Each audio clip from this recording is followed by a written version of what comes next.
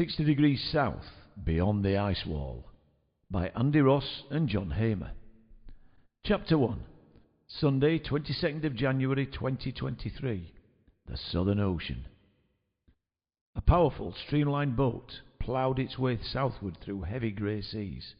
The vessel, a New Zealand-registered sport fishing boat, the Antarctic Truth, was heading due south, current position approximately 350 miles off Campbell Island, New Zealand, latitude 59 degrees, just 7 degrees shy of the Antarctic Circle. Aboard were its 3 crew members, 57-year-old skipper Jerry Taylor, his nephew Brett Tawari, and Brett's girlfriend Janine Morrison. All 3, residents of the South Island town of Invercargill, had sailed out 24 hours earlier on a clear, calm January summer morning from Bluff Harbour, the most southerly port in mainland New Zealand. Jerry Taylor's normal day aboard the Antarctic Truth at this time of year involved taking big game anglers marlin and bluefin tuna fishing in the turbulent waters off Stewart Island. But this time, as well as a good selection of fishing tackle, the 60-foot Bertram 61 was heavily laden with 10 days' food supplies, sufficient diesel to travel over 3,000 nautical miles, and plenty of winter clothing. Though capable of much higher speeds, Jerry was keeping the Truth at a steady 18 knots to conserve fuel and enable a smooth level passage through the heavy swell. "We Didn't Start the Fire" by Billy Joel was blaring out from the Bluetooth speaker strapped to the bulkhead. Taylor absolutely loved Billy Joel, much to the consternation of his 2 younger companions, and, as skipper, felt he was entitled to dictate the playlist for the voyage. Janine, completely oblivious to Joel's warbling, was scouring the horizon through her binoculars, whilst Brett was down in the galley cooking breakfast. The smell of eggs and bacon wafted up from below, nectar to Jerry's nostrils after a long night at the wheel. He inhaled deeply. Boy, was he looking forward to this, when he was rudely awakened from his fry-up euphoria by Janine shouting from the stern. "We're being followed, Jerry, and they're closing," she exclaimed, trying her very best to sound calm. "What a fucking surprise, eh, Jan?" "Not," replied Jerry, outwardly unconcerned, but inwardly feeling anything but. The pursuing boat was moving fast, very fast, quickly catching up with the Antarctic Truth and eventually pulling alongside. Its markings and livery revealed it to be the UN gunboat Shackleton, an intimidating, state-of-the-art fighting machine that would not have been out of place on the front line of any naval conflict. Antarctic Truth's radio crackled briefly and then burst into life. "Antarctic Truth, this is the UN gunboat Shackleton. Turn around and head back north immediately. Over." "This is Antarctic Truth, Shackleton. Why?" "We're only heading out for some whale watching and fishing. Over." Janine, in control of the radio, tried to sound as nonchalant as she could, but failed to disguise a slight tremble in her voice.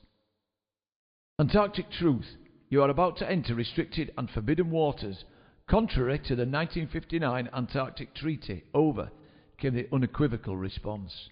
"And?" "Over." "You are posing a serious risk to international security," snarled the Shackleton's captain sternly. "And if you do not return immediately, we cannot guarantee your safety. Over." "Which means?" "Over." There was no mistaking the menacing tone or the intent behind it. However, Janine was still, despite her trepidation, trying to bluff her way out of what was rapidly becoming a thoroughly sticky situation. Meanwhile, Brett, picking up this exchange from down below, abandoned his cooking duties temporarily and climbed up on deck, looking deeply concerned, an expression which was shortly to turn into blind panic. "We shall be forced to destroy your vessel and attempt to rescue any survivors. Over," came the stern declaration from the gunboat. "But what harm are we doing?" "Over," Janine pleaded. The Shackleton skipper was evidently in no mood to discuss anything. "I am not interested in a debate about this," he barked. "Turn around now, or we will use reasonable force. Over." "We know all this Antarctic Treaty stuff is just bullshit, so why don't they?" Janine asked her 2 companions. "Well, if it were my job to blow innocent people out of the water," replied Brett, "I'd certainly have looked into the reasons and the history behind it. But psychos like that don't care. They just blindly follow orders. Yeah, mate, most people just do as they're told and don't ask questions, so why should these bastards be any different? Jerry added, increasing the truth's speed slightly. Well, I don't reckon they mean it. Janine's defiance was becoming ever more apparent. Ignore them, I say. Antarctic Truth, this is your final warning. Turn around now, over, announced the Shackleton menacingly. Okay, guys, hold on tight, shouted Jerry, increasing speed rapidly, the Truth's bow rising sharply from the water. Brett and Janine grabbed hold of the rail firmly, worry and anxiety etched on their faces. The Shackleton responded by speeding up, effortlessly gaining on them. This is a serious piece of kit, thought Jerry, realizing very quickly that their chances of outrunning the gunboat were slim to non-existent. The sound of gunfire then filled the air as the UN vessel fired a salvo of warning shots across the stern of the Truth, ripping the flag to shreds and splintering the gunwale. "Shit!" exclaimed Brett. "They mean it, Jerry. Turn around, now." "Nah, Brett, they won't do it," countered Jerry, somewhat unconvincingly. "They're bluffing." "They fucking will do it, Jerry, I'm telling you," screamed Brett. "For Christ's sake, man, turn round now. I reckon... Look!" "Don't panic, Brett, it's a bluff," said Jerry, cutting him short. "I'm telling you, they're bullshitters. What do you reckon, Jan?" "I reckon they're bluffing too," Jerry replied Janine. "Let's try and outrun them." Jerry increased throttle to the Truth's maximum 36 knots, resulting in the Shackleton increasing its speed accordingly. On the bridge of the Shackleton, Captain Ed McMaster and First Mate Colin Williams stared at each other in disbelief. "The stupid bloody idiots. They don't believe us, Williams. Full throttle, guys. They mean business, this lot."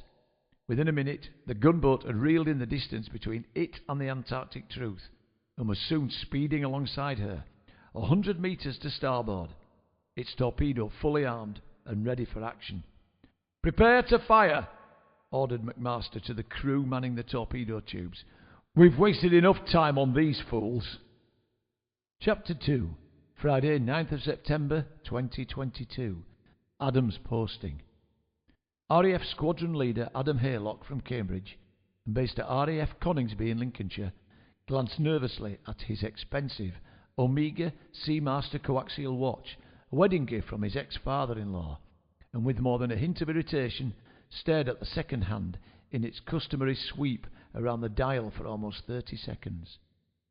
The time was now 10:38 a.m. on this sunny but breezy early September morning in 2022, and he should have been out on a training mission, but instead had been summoned to Group Captain Ian Moffat's office for a very important briefing at 10:30 a.m. Yet here he was in Moffat's office, no sign of the captain as yet, and not an inkling of what the briefing could be about. After 19 years in the RAF, 15 as a fully operational fighter pilot, with the last 7 flying the Eurofighter Typhoon, he fully expected his senior officer to keep him waiting like this. He always did. They all did. A bunch of upper and middle class man-children with superiority complexes and a huge sense of entitlement, who just loved to make a subordinate squirm and fidget. Ian Moffat was the descendant of a long line of Moffat clan chieftains based around the Scottish border region of Dumfriesshire. He could trace his ancestry all the way back to Robert the Bruce, King of Scotland in the late 13th century, and way beyond. His wealthy parents, Sir Francis and Lady Isabel, had of course made sure that he received the best private education possible, culminating in a scholarship to St Andrews University, following which he maintained recent family tradition by joining the RAF, as was expected of him. A further 5 whole and immensely frustrating minutes passed before Group Captain Moffat blustered through the door, powerfully slamming it shut behind him. A tall and stocky Scotsman, 6'3", early 50s, with a developing beer belly, he had been Adam's Group Captain at Coningsby for just over 3 months. Adam knew very little about him, nor cared in the slightest about finding out. However, Moffat was his commanding officer, and as such, worthy of some respect, however superficial or begrudging that may be, so he slowly began to lift himself from his seat.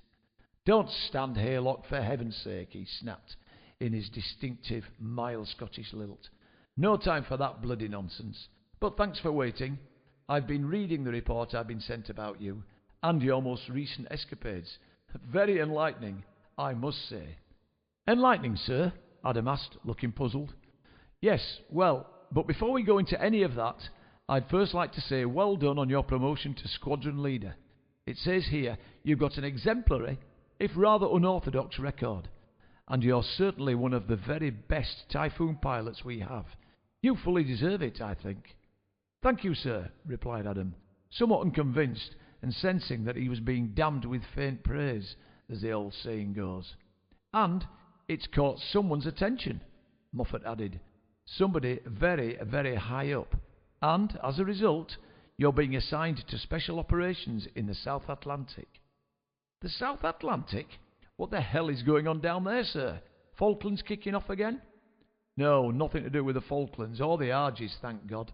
Actually, it's more Southern Ocean than South Atlantic," he explained.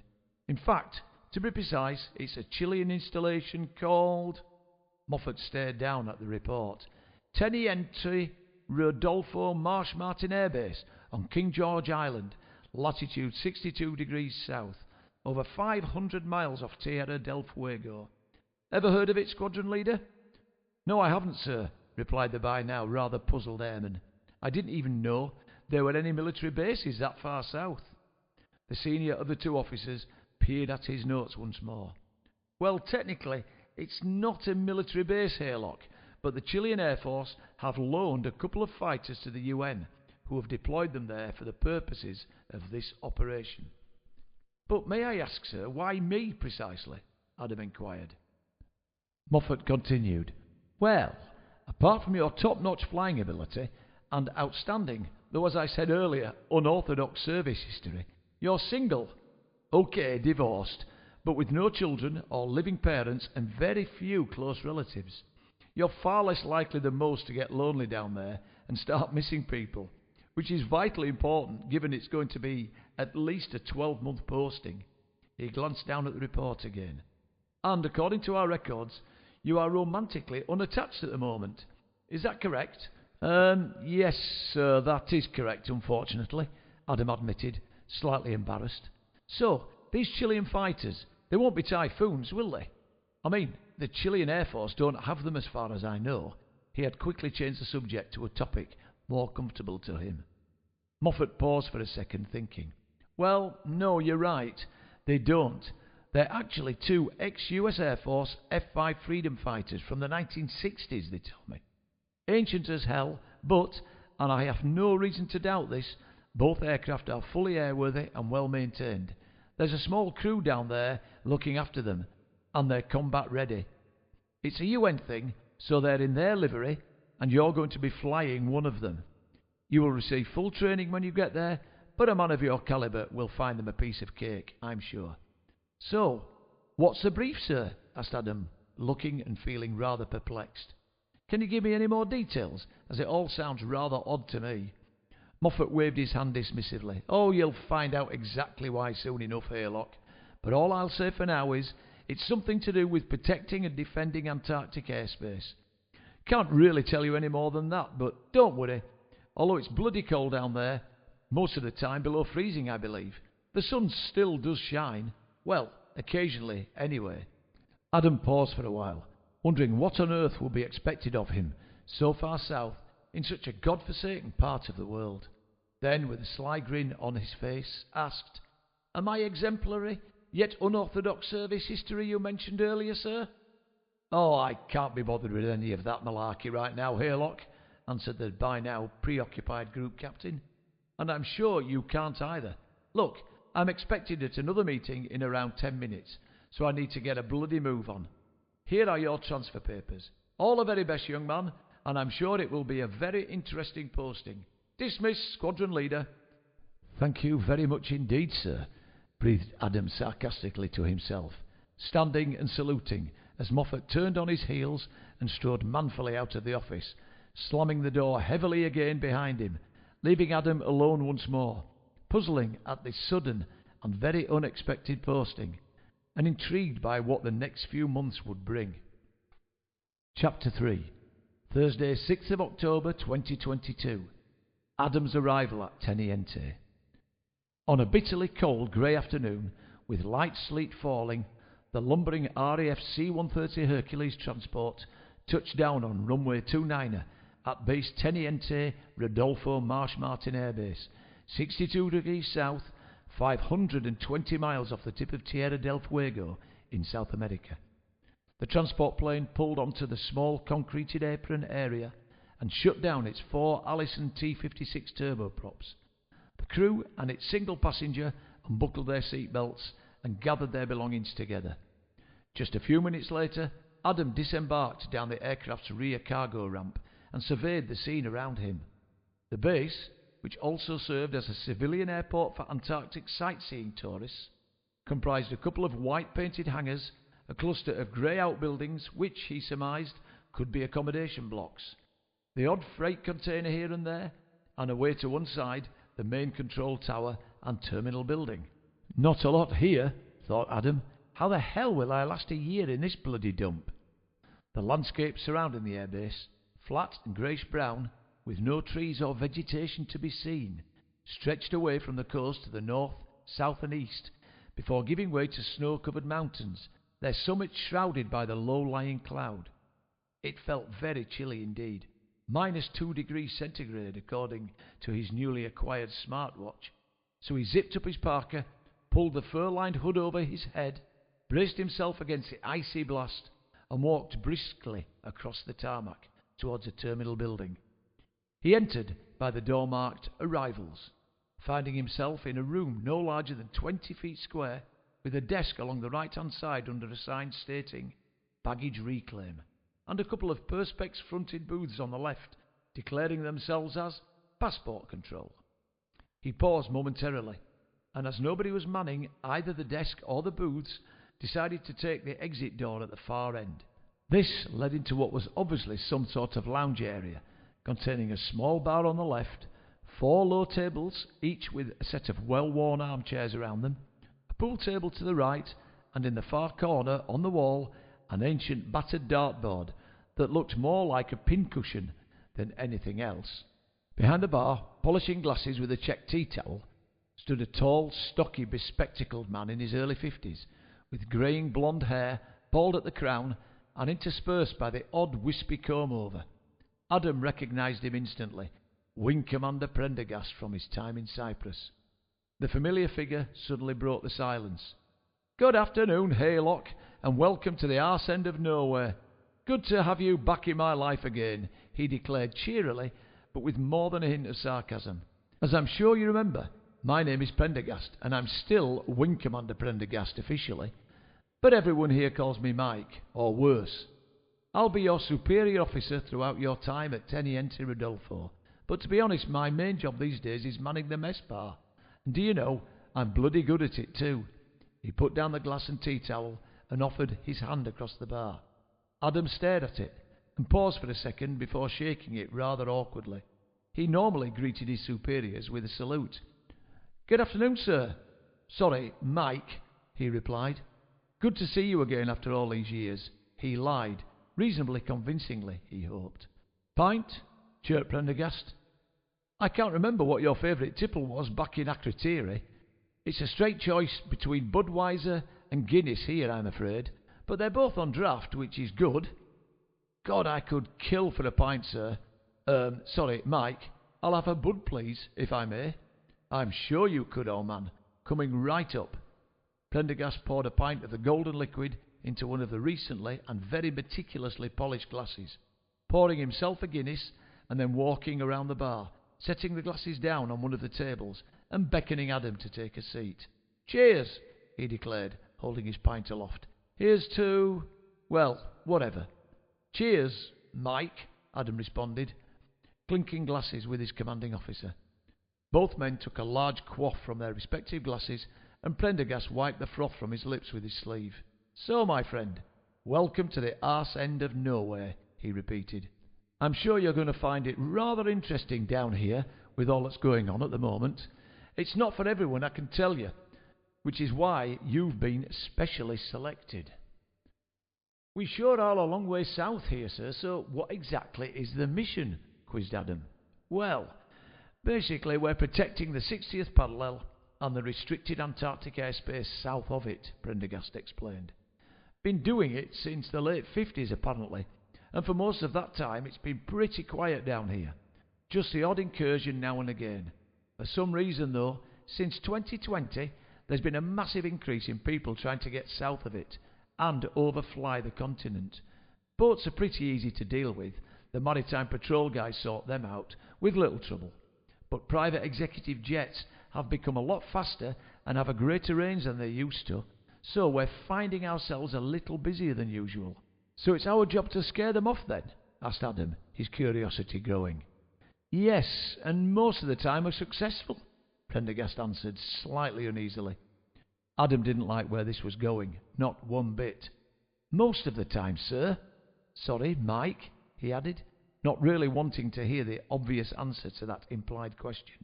Prendergast looked down awkwardly, pointedly ignoring the question, and shuffled uneasily in his chair. It says here you're good at following tough orders, so you'll do just fine. Your F5 training starts in 2 days, so go settle in. Your billet is room 3 in accommodation block A. Unpack, maybe take a shower, and meet back here at 1700 hours. And guess what? There's another reprobate in this godforsaken hole who you'll remember from those halcyon Akrotiri days. And he's very much looking forward to meeting up again. Chapter 4. Thursday, 6th of October 2022. The Mess Room. In the Airbase's modest but cosy mess room, come guest lounge, come waiting area, the only 2 customers, Squadron Leader Adam Haylock and Flight Lieutenant Sam Dobbo Dobson, hugged warmly, exchanging backslaps by the score. Dobson, a gruff and forthright 36-year-old Yorkshireman from Scarborough, had been an old squadron colleague of Adam during missions over Libya and Syria in the 20-teens, but their paths had not crossed for the last 4 years or so. Single like Adam, Dobson had been posted to Teniente Ridolfo in the spring of 2022, and after a half year at the base was, in his words, chuffed to buggery to be reunited with an old cohort. "My God, Dobbo!" exclaimed Adam. "Brilliant to see you again. What the hell are you doing down here?" Dobson stepped back, beaming. "Great to see you again too, Adders. Same as you, I suppose. They told me you were joining us this month, and it's going to be great having you around. Anyway, my old mate, welcome to the back of beyond." "So how long have you been stationed here then?" Adam asked, still not quite believing what was happening. 6 months, 18 days, and, about 5 hours and 20 minutes, which means I've got 5 months and 13 days to go," replied Dobbo. "Honest, mate, you're going to hate it here. There's no women, it's freezing cold all the sodding time, and there's very little entertainment. Unless you count pool, darts, cards, and the penguins, that is.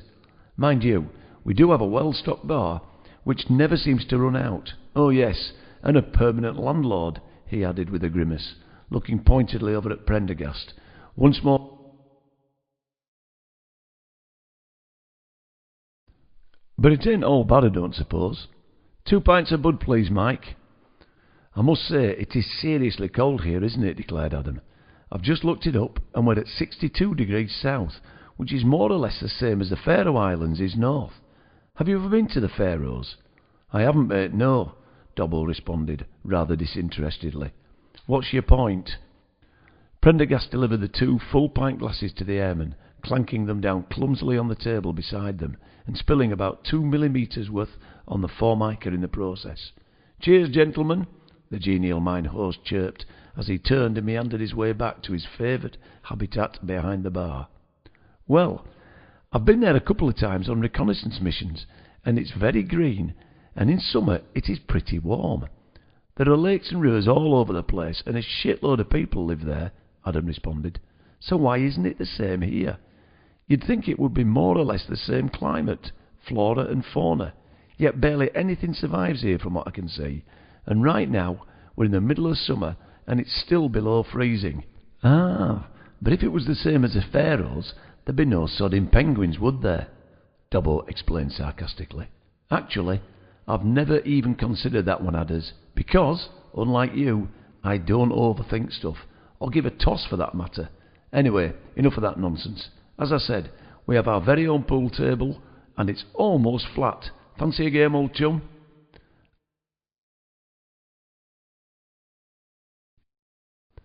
Why not? He sighed, reluctantly abandoning the point he was trying to raise. So, when did you last play? Dubbo asked, placing the balls neatly onto the plastic triangle, all in their correct positions. Adam removed a cue from the rack and peered down its length, checking it for straightness. Can't remember, Dobbo. Ages ago. Probably in Cyprus during the whole Libya thing. And most likely against you, I bet. Right then, let's play for money, Dobbo suggested. Bugger all to spend your hard-earned cash on down here, so we may as well make it interesting. 20 quid? The two old squadron pals played 3 extremely competitive frames of pool, downing 2 pints of bud each in the process. Much to Dobbo's annoyance, Adam triumphed by 2 frames to 1 to claim the £20 prize, which, totally in line with the cliché regarding the stinginess of Yorkshiremen the world over, was begrudgingly handed over as they made their way back to their armchairs. Having made no contact with each other for a few years, they spent the next hour or so catching up on their respective adventures. But once that was over and done with, Adam ordered 2 more pints and then quizzed Dobbo on the rationale for them both being posted so far south. So why us 2 RAF bods, flying obsolete Chilean aircraft? Can't the Chileans spare any pilots of their own? He inquired. They do supply pilots, as do most of the other countries signed up to the Antarctic Treaty, Dobbo replied, sipping his pint and licking the froth from his top lip. Each nation sends 2 pilots every so many years, staggered 6 months apart. But before you came, my fellow aviator was an Argentinian called Mateo. Great pilot, but what an utter bell end he was. Totally crap at pool, didn't drink, and boy did he hate the British. In fact, he'd gone off his head a bit by the end of his stint, so I was glad to see the back of him, I can tell you. But why is no one allowed beyond the Antarctic Circle? Adam continued with his questioning. I don't get it. Never mind the Antarctic Circle, Dobbo exclaimed. They can't even venture further than 60 degrees south. Can you believe that?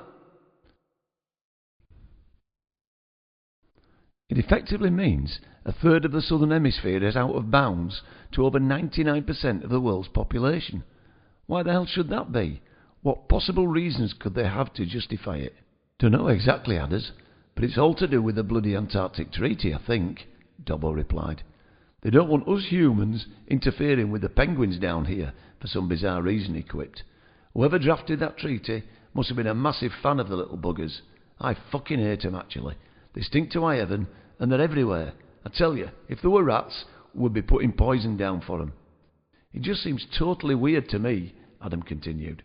All those nations together, in total lockstep, going to so much trouble over a few cranks wanting to fly over the South Pole. How many incursions have you had to deal with since you've been here?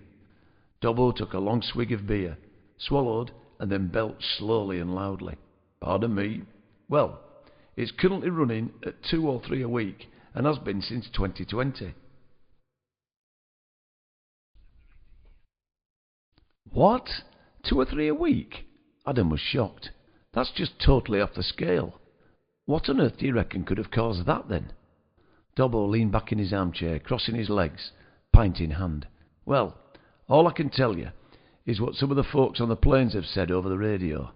That's one thing you'll have to get used to, actually, the spiel they give you when you make radio contact. Fascinating stuff.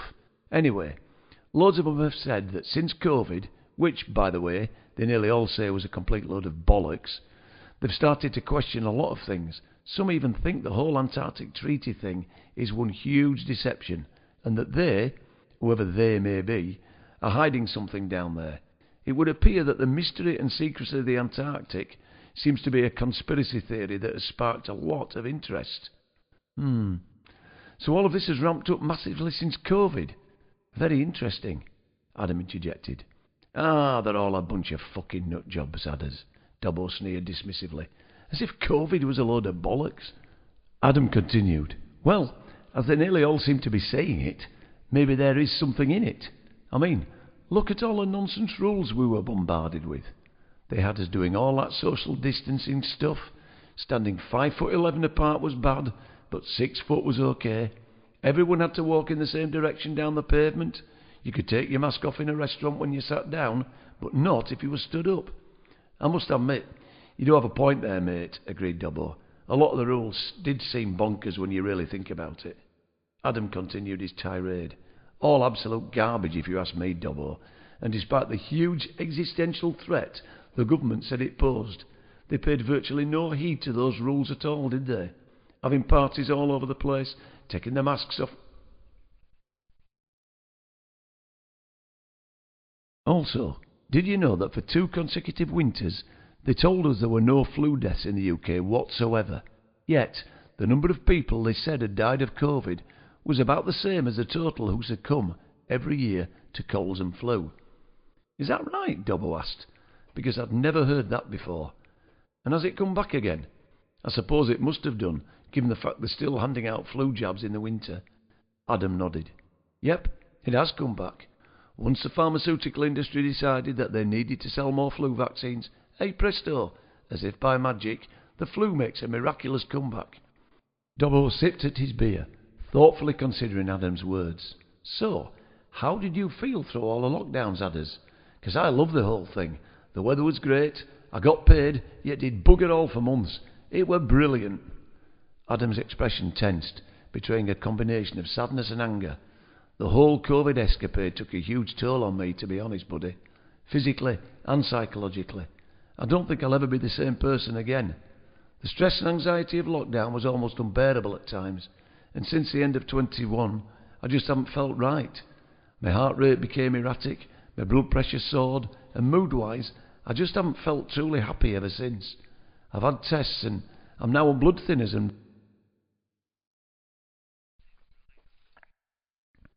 Dobbo paused and looked at Adam as earnestly as Samuel Dobson possibly ever could. Fucking hell, man. I'm really sorry about that. But it's not just COVID that the incursives bang on about, he went on, reverting back to the original topic. These people think almost all of what we've been told over the years is total bollocks. They mention all kinds of events, the moon landings, 9/11, JFK, the London 7/7 bombings, Princess Diana's death, Lee Rigby's murder, Westminster Bridge, and plenty of other shit too. But I just follow orders. I do precisely what I have to do, and then put it all out of my very tiny mind. You should do the same. Another game, pal? No thanks. Happy with my winnings for one day, Adam replied wearily. I need to hit the sack soon. Then a sudden thought occurred to him. By the way, do they all turn around when you intercept them? Dobbo paused and sighed. Yeah, most of them. But not all? Quizzed Adam, shocked. Dobbo started to squirm, looking extremely uncomfortable in his chair. No, not all of them turn back. And when that happens... Yes, Adam asked, already knowing but dreading the answer anyway. Dobbo took another sip before continuing. And when that happens, it's bloody horrible, Adders.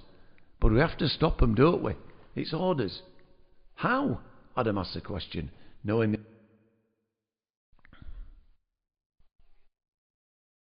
Look, Dobbo, we're talking about civilians here, for God's sake, retorted Adam emphatically. Sightseers is basically all they are. So how many of you stopped then? Dobbo shifted in his chair and looked down at his feet, fidgeting. 2 or 3. But I'd rather not go there, mate, if you don't mind, he mumbled. Fucking hell, Dobbo, Adam exclaimed, shaking his head, incredulous and extremely apprehensive. Chapter 5. Saturday, 23rd of December, 1911. Antarctica. Even by Antarctic standards, the weather this summer of all summers was truly appalling. As the 5 weary explorers shuffled their way through several feet of snow, dragging behind them their heavy sledges carrying their meagre supplies and survival equipment, extreme exhaustion was already beginning to tighten its insidious grip upon their seriously undernourished bodies. Too tired and weary to indulge in anything other than essential conversation, the leader of the expedition could not help but begin to worry. His already niggling doubts about the accuracy of his compass had now given way to extreme concern, mingled with a growing sense of dread. Where the hell are we, and what on earth is going on here, were merely 2 of the questions buzzing around in his mind at that point. He had prudently decided not to worry his 4 companions with his justifiable concerns. Not at any rate yet, he reasoned. Then suddenly, whilst lost deep in thought, he felt a sharp The two weary men stared at each other's ice-coated features, and his companion, shouting in order to overcome the incessant wailing and howling of the blizzard, which raged all around them, and whilst gesturing to his own compass, said, "I think my compass is malfunctioning, skipper." Struggling with his own thick mittens and the almost frozen pockets of his outer protective yet barely adequate coat, he eventually managed to extract his own seemingly malfunctioning compass, and without a word showed it to his concerned companion. The two They merely looked at each other with puzzled grimaces for a few seconds, before the leader spoke for the first time in several hours. "Let's make camp here for the night," he shouted above the cacophony to his four subordinates, who all briefly managed to nod their assent as they slowly, and without a word to each other, began to unpack their equipment, while simultaneously battling the elements. An hour or two later, and with the 5 weary explorers all fed and firmly ensconced in their small tent, which at least offered a modicum of protection against the raging elements outside, one of the party broke the uneasy prevailing silence at last. "What's the story, Skip?" he enigmatically asked the leader. "We're about 2 miles shy of our intended stopover point, according to my calculations." "I know, Teddy, I know," came the reply, and turning to the group with a serious look on his craggy, frost-ravaged face, told them the grim news about the 2 malfunctioning compasses. "I didn't want to mention it before, skipper, but mine is exactly the same," Oates interjected. "We should have arrived at the pole 2 days ago by my reckoning, but we are still heading due south, according to my readings. What exactly is going on?" In the tent there was a communal shaking of heads, and the tension in the group was clearly palpable. The deep concern engraved on the faces of the quintet told a very sombre story indeed. They knew they were totally lost, with potentially catastrophic consequences, but the blindingly obvious question remained unanswered. How could it be possible? Determined to reach their ultimate goal, the South Pole, a quick vote was taken as to whether to continue on in hope or to prudently abandon their mission, which had been in the planning for well over 2 years. But under the circumstances it was unanimously agreed to continue onward for a maximum of 3 more days in their quest for glory, and the honour of becoming the first humans to set foot at the elusive pole. If their objective had not been achieved by then, the expedition would reluctantly head back to base camp, almost 1,000 miles to the north, it was decided, the apparently malfunctioning compasses notwithstanding. The next morning the blizzard conditions had eased greatly, and although the mind-numbingly cold temperatures persisted, at least the mood in the camp was elevated slightly by the prospect of continuing their perilous journey in far more hospitable conditions, relatively speaking, of course. The party was supplied with rations of pemmican, sledging biscuits, sugar, butter, tea and cocoa powder that provided about 4,500 calories per man per day on the way to the pole, and about 3,800 calories on the return journey. But in fact, and unbeknown to them, in the debilitating weather conditions that prevailed, they were expending in the region of 7,000 calories per day. This actually amounted to a slow starvation diet, whereby they were losing body mass, initially as fat and then later muscle. Fat is used by the body as an energy store, and also as insulation against the cold, but with reduced insulation in a very cold climate, the body has to work even harder and burn more fuel in the form of food, and then body fat and muscle, simply to stay warm. After a substantial, almost tasteless yet nourishing breakfast of pemmican, the tent and equipment were stowed away on the sledges, and the quintet mentally prepared themselves for the ordeal ahead. Very soon they were on their way again through the deep snow, but thankfully, which surprised them all, they could feel some slight warmth from the sun that morning. It was invisible through the high-altitude heavy cloud cover, yet despite this, they all agreed the temperature had risen somewhat, and was a vast improvement on the weather they had previously endured, especially during the previous 10 days or more. Averaging only 7 miles a day, the bedraggled explorers were now way behind schedule, but the sudden, unexpected break in the weather saw them depart on their journey in a brighter mood than at any time. For the next 6 hours and 4 miles no one spoke, their only communication being through glances at each other's compasses, and the worry etched on their faces, which told a story of growing desperation as they realised they were still no nearer their intended goal. Visibility was good, which was a minor blessing of course, and then slowly, almost imperceptibly over the course of the next 2 hours, an apparent miracle occurred. The snow was actually melting under their sodden feet, as an ever-increasing warmth seemed to be emanating from the sun. Then, the landscape ahead eventually changed from a total whiteout into something more akin to the northern Russian tundra, and they could clearly make out several snow-free areas ahead and to the right of them. Eventually, the expedition leader broke the long silence at last. "I have absolutely no idea where we are, chaps, but my compass is showing that we are still heading south. But by my reckoning we are 1.5 degrees south of the pole, if that were actually possible, and it's getting warmer and warmer, not to mention the improvement in light. It's as if we're heading north again, but we're not. This is a bloody nightmare. Someone please wake me, will you?" The wind had now long since ceased its howling and wailing, and as they progressed, the snow was melting at an ever-increasing rate, and they were now encountering patches of bare soil and even sparse grassy areas. The air around them was undoubtedly becoming warmer too, so much so that, unbelievably, they had to actually remove some of their outer protective layers. "Sir, we can't carry on much longer in these conditions. We'll have to abandon the sledges soon," observed Oates incredulously.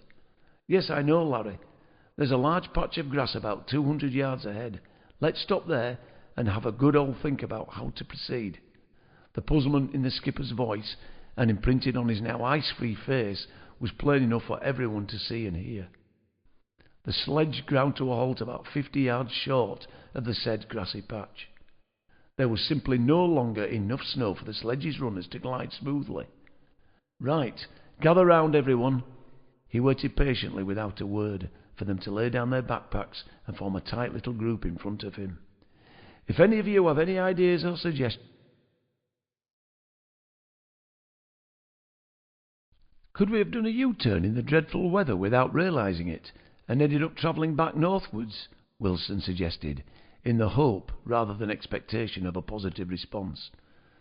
Their compasses, however, told a different story, so that particularly weak explanation was soon dismissed. But they all realised that by now the errant compass needles should all have swung around 180 degrees. It was all too puzzling, not to mention extremely worrying. "Even if that was the case, Teddy, it would be too soon to encounter these mild conditions. It would be barely possible even on the Antarctic coast, and that's well over 900 miles north of us. No, we have to face facts, men. This is an unprecedented situation, but the question still remains, what the hell do we do about it?" As he stared absent-mindedly around, taking in the strange scene, Oates's eyes came to rest on a familiar sight. "Oh my God!" he cried suddenly, startling the others, whose nerves were of course already frayed. "Look, over there! It can't be, can it?" he blurted out, striding purposefully over to the object of his attention. Sure enough, it certainly was. But how could it possibly be? How could a series of human footprints, and naked ones at that, be right here in this god-forsaken hellhole? After a long pause, during which none of them spoke a single word, partly through sheer exhaustion and partly in shock, the leader made a decision. "In the circumstances, I think we have no option but to continue heading south, at least for 2 more days, as we agreed last night.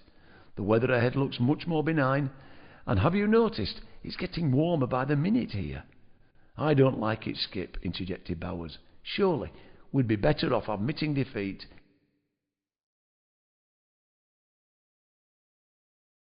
"I'm not sure we have a choice," reiterated the skipper. To turn back into those treacherous conditions, now that would be suicide in my book. If this warmer weather is not just a one-day wonder, then maybe the further south we go, the milder it will become, and the footprints suggest there may be another civilization. And another civilization means animals and food crops, you name it. We could replenish our supplies, recover our physical condition, and generally... But the pole, Skip, Wilson persisted. What about the pole? Where the hell is it? And have we given up on it now, after everything we've all been through? That's enough now, Teddy. I understand your feelings, but I'm responsible for us all, and that is my final decision. Now, let's rest here a while.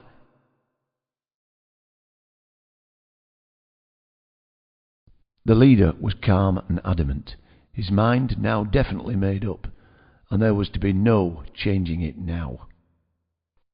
6. Tuesday, 15th of November 2022. Training. Adam's flight training on the F-5 Freedom Fighter commenced 15th of November 2022 and was scheduled to last 2 months. Built by the American aerospace giant Northrop, the F-5 is a supersonic light fighter jet which first...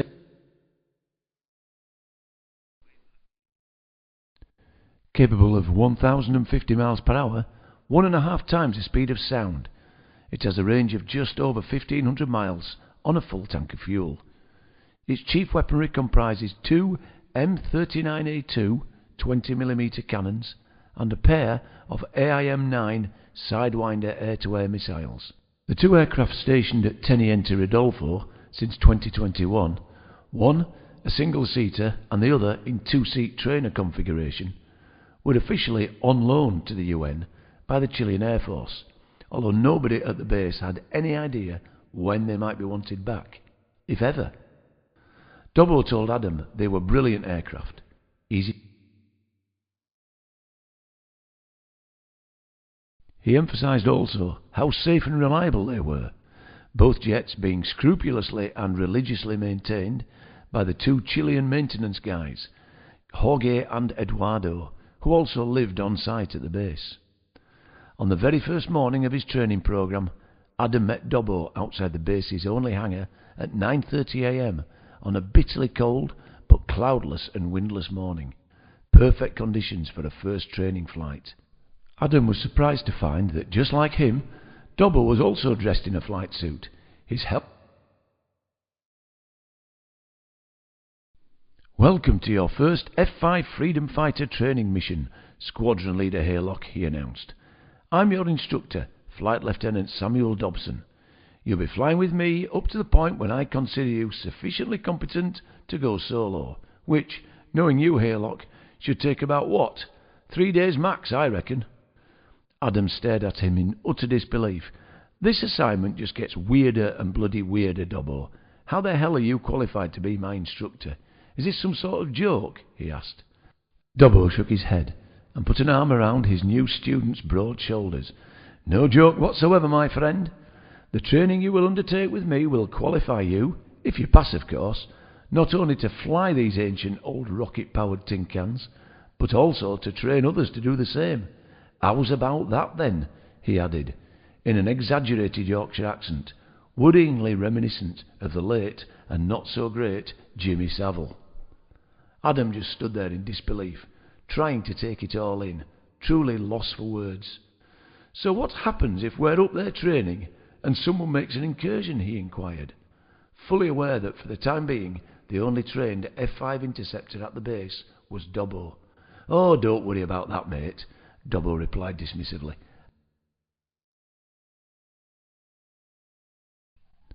None of the training flights will take place any further than 200 miles from base, so it'll be a doddle to get back here and take Esmeralda up on my own. And Jorge and Eduardo never take long to get her ready for combat. Honest man, they're bloody brilliant, those two. And the very first thing is to introduce you to our 2 lovely kites, Dobbo added. Mine's called Celeste, and yours is Esmeralda.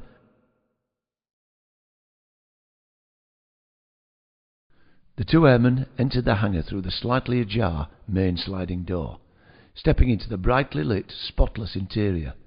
they were met by the sight of two gleaming silver-grey F-5 freedom fighters in UN livery. The one with Celeste immaculately inscribed onto the fuselage just behind the gleaming black nose cone had its canopy fully open, step ladders at the fuselage, ready for boarding. The two middle-aged Chilean engineers, Jorge and Eduardo, sporting matching, immaculately pressed blue boiler suits bearing the crest of the Chilean Air Force, were tending to the aircraft, both seemingly oblivious to the two younger men who had just entered the building. Adam was rather taken aback by how tall both men were, around the 6'6" mark he estimated, very tall for Chileans. In fact, neither of them actually looked particularly Hispanic, but then again, many different nationalities had settled in that country, particularly after World War II. Dobbo halted a few feet from the waiting aircraft and introduced her, theatrically sweeping his arm left to right, from tail to nose. "There you are, squadron leader. Celeste," he declared. "What do you think?" "Wow! I've never seen such a polished aircraft. She's absolutely gleaming," Adam exclaimed. "Pretty damned impressive if you ask me. To look at anyway." "I know," Dobbo added. "These two guys are like steam railway enthusiasts, I tell you. A right couple of lanky nerds they are. I reckon these two dazzling kites must be the most pampered military jets in the whole sodding world. Honest, they get fully valeted after every flight, and every day in between too, I bet. I mean, look at the bloody tyres. Jet black, not a speck of dust, and you can see your face in 'em. You never see Jorge and Eduardo anywhere around the base, 'cause they're always in here. I get on with them okay, but they're boring bastards." Their conversation was suddenly interrupted by Jorge, the more communicative of the two apparently, who strode across to the two airmen, declaring proudly, "Señor Dobson, Esmeralda está lista para ti. Puedes subir a bordo." "Muchas gracias, Jorge," replied Dobbo, winking at Adam mischievously. "Okay, pal, let's get going, shall we?" Just as Dobbo predicted, Adam was pretty much ready to go solo after only a few days flying Celeste. Though to be safe, and more importantly, to satisfy Prendergast, they gave it 2 weeks before allowing him out on his own. His solo training in Esmeralda proceeded for another 4 weeks, following which the extra tuition to qualify him as an instructor took place.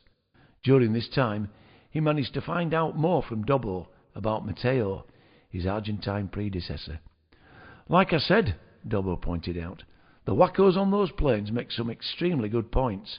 It can get you thinking, if you let it, that is. So I just put it out of my mind. Just can't be doing with it. But Mateo, well, the poor sod asked way too many questions, and it got to him, man, big style. In fact, it resulted in an order from Prenders not to engage in any more conversations with him. But it's hard not to. By the end of his assignment here, he was a fucking basket case. I heard that he resigned from the force as soon as he got back to Argentina." On 15th of January 2023, 2 months to the day after his training commenced, Adam touched down expertly at Teniente Rodolfo, with barely a hint of tyre rubber smoke following his final training flight.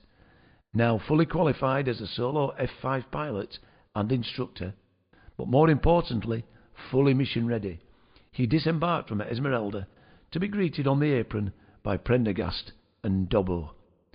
"Well, Haylock, that's you up to speed then," declared Prendergast. "How have you found the F-5? "Pretty damn good, actually, Mike," Adam replied enthusiastically.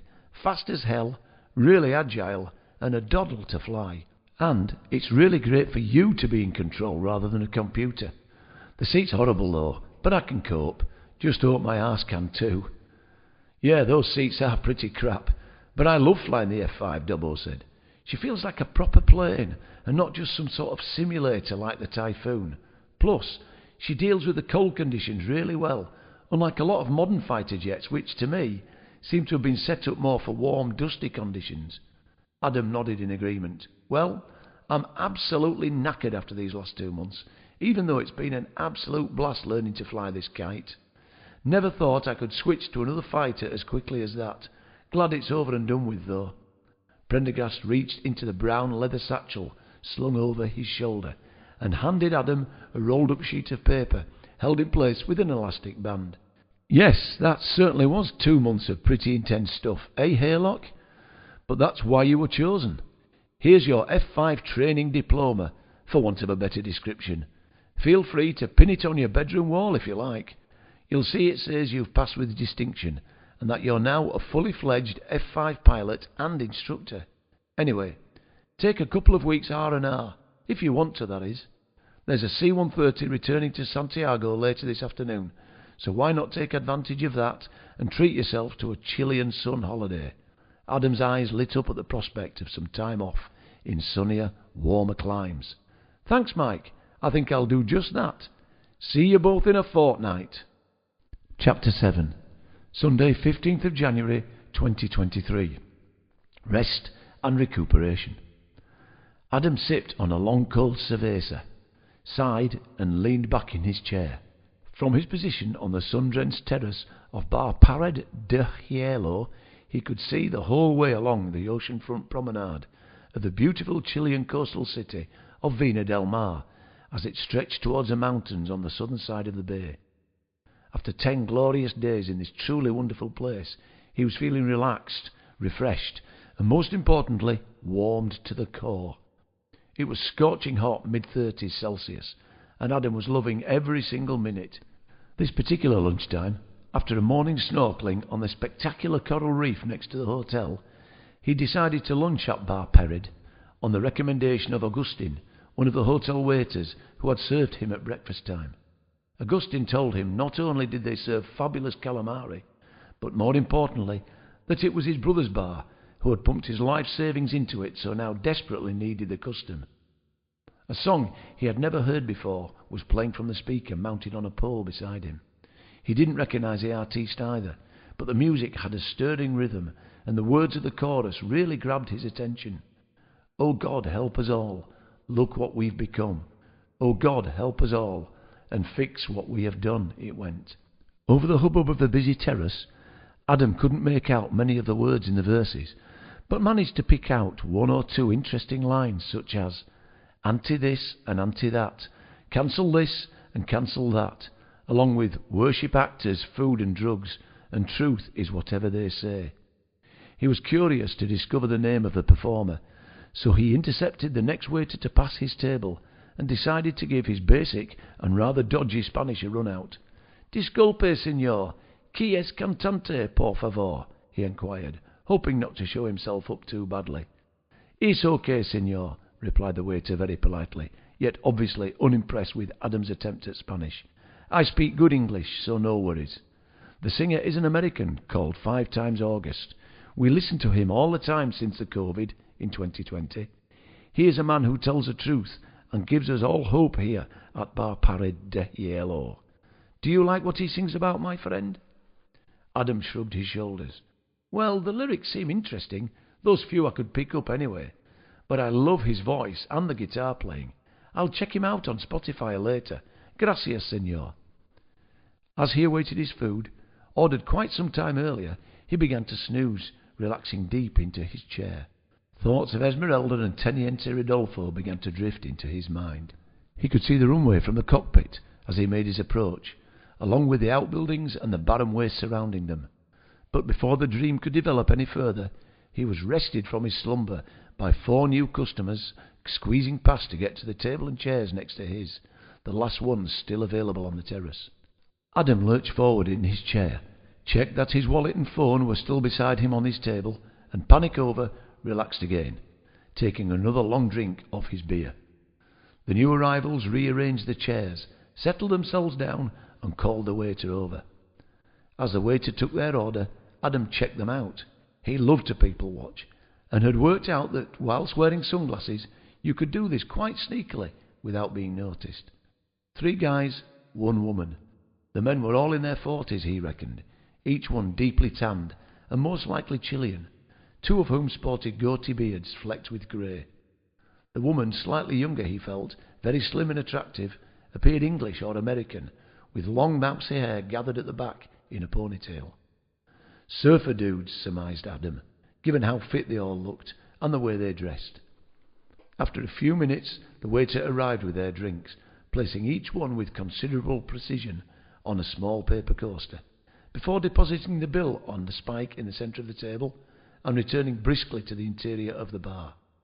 He reappeared just a few seconds later with Adam's food, grilled calamari on a bed of peppers and herbs, and, with great aplomb, positioned a plate, cutlery and napkin on the table before him. "Wow, fabulosa," Adam enthused. "Gracias, señor." "Buen appetito," the waiter replied as he turned away, leaving Adam to enjoy his feast.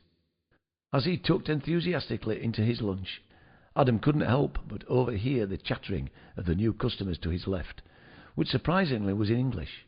It soon became apparent that the woman was a New Zealander called Robin, who, as it turned out, hailed from Dunedin in South Island.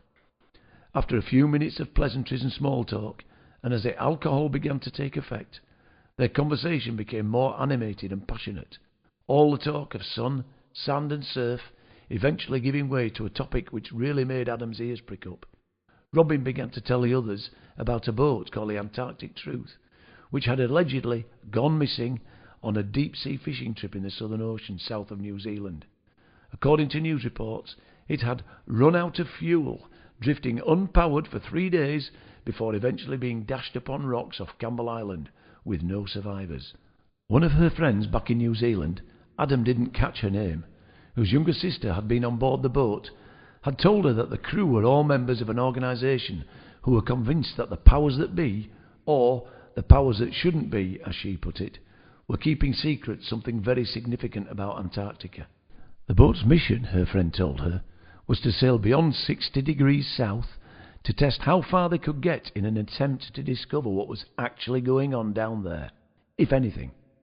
Apparently the crew had been streaming a video of the voyage on YouTube, which her friend had been watching, and said she'd seen a naval gunboat come alongside the Antarctic Truth, telling them to turn around, at which point the streaming abruptly stopped.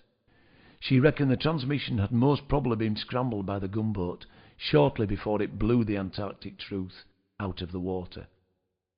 It was clear to Adam that neither Robin nor her 3 male companions had even the minutest of trust in the official news story, total bullshit being their shared common opinion.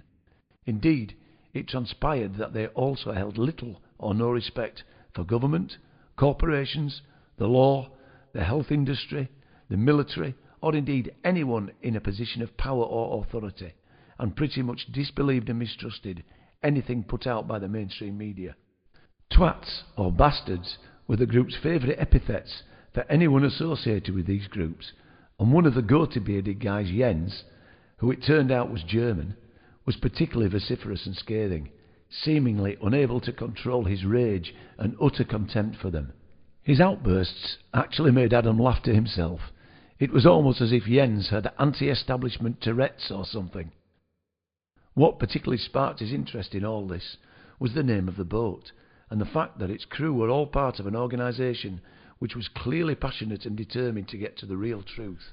He sat there fascinated by the conversation, and made a commitment to himself that, once back at Teniente Ridolfo, and to help stave off the boredom, as well as listening to more 5 times August, he would research the Antarctic Truth incident to see what he could find out for himself.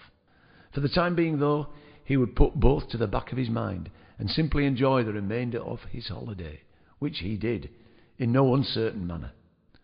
On the morning of Friday 3rd of February 2023, he reluctantly boarded the Ch1-19 transport for the return flight to base, wondering with trepidation what the next days, weeks and months of this crazy assignment would bring.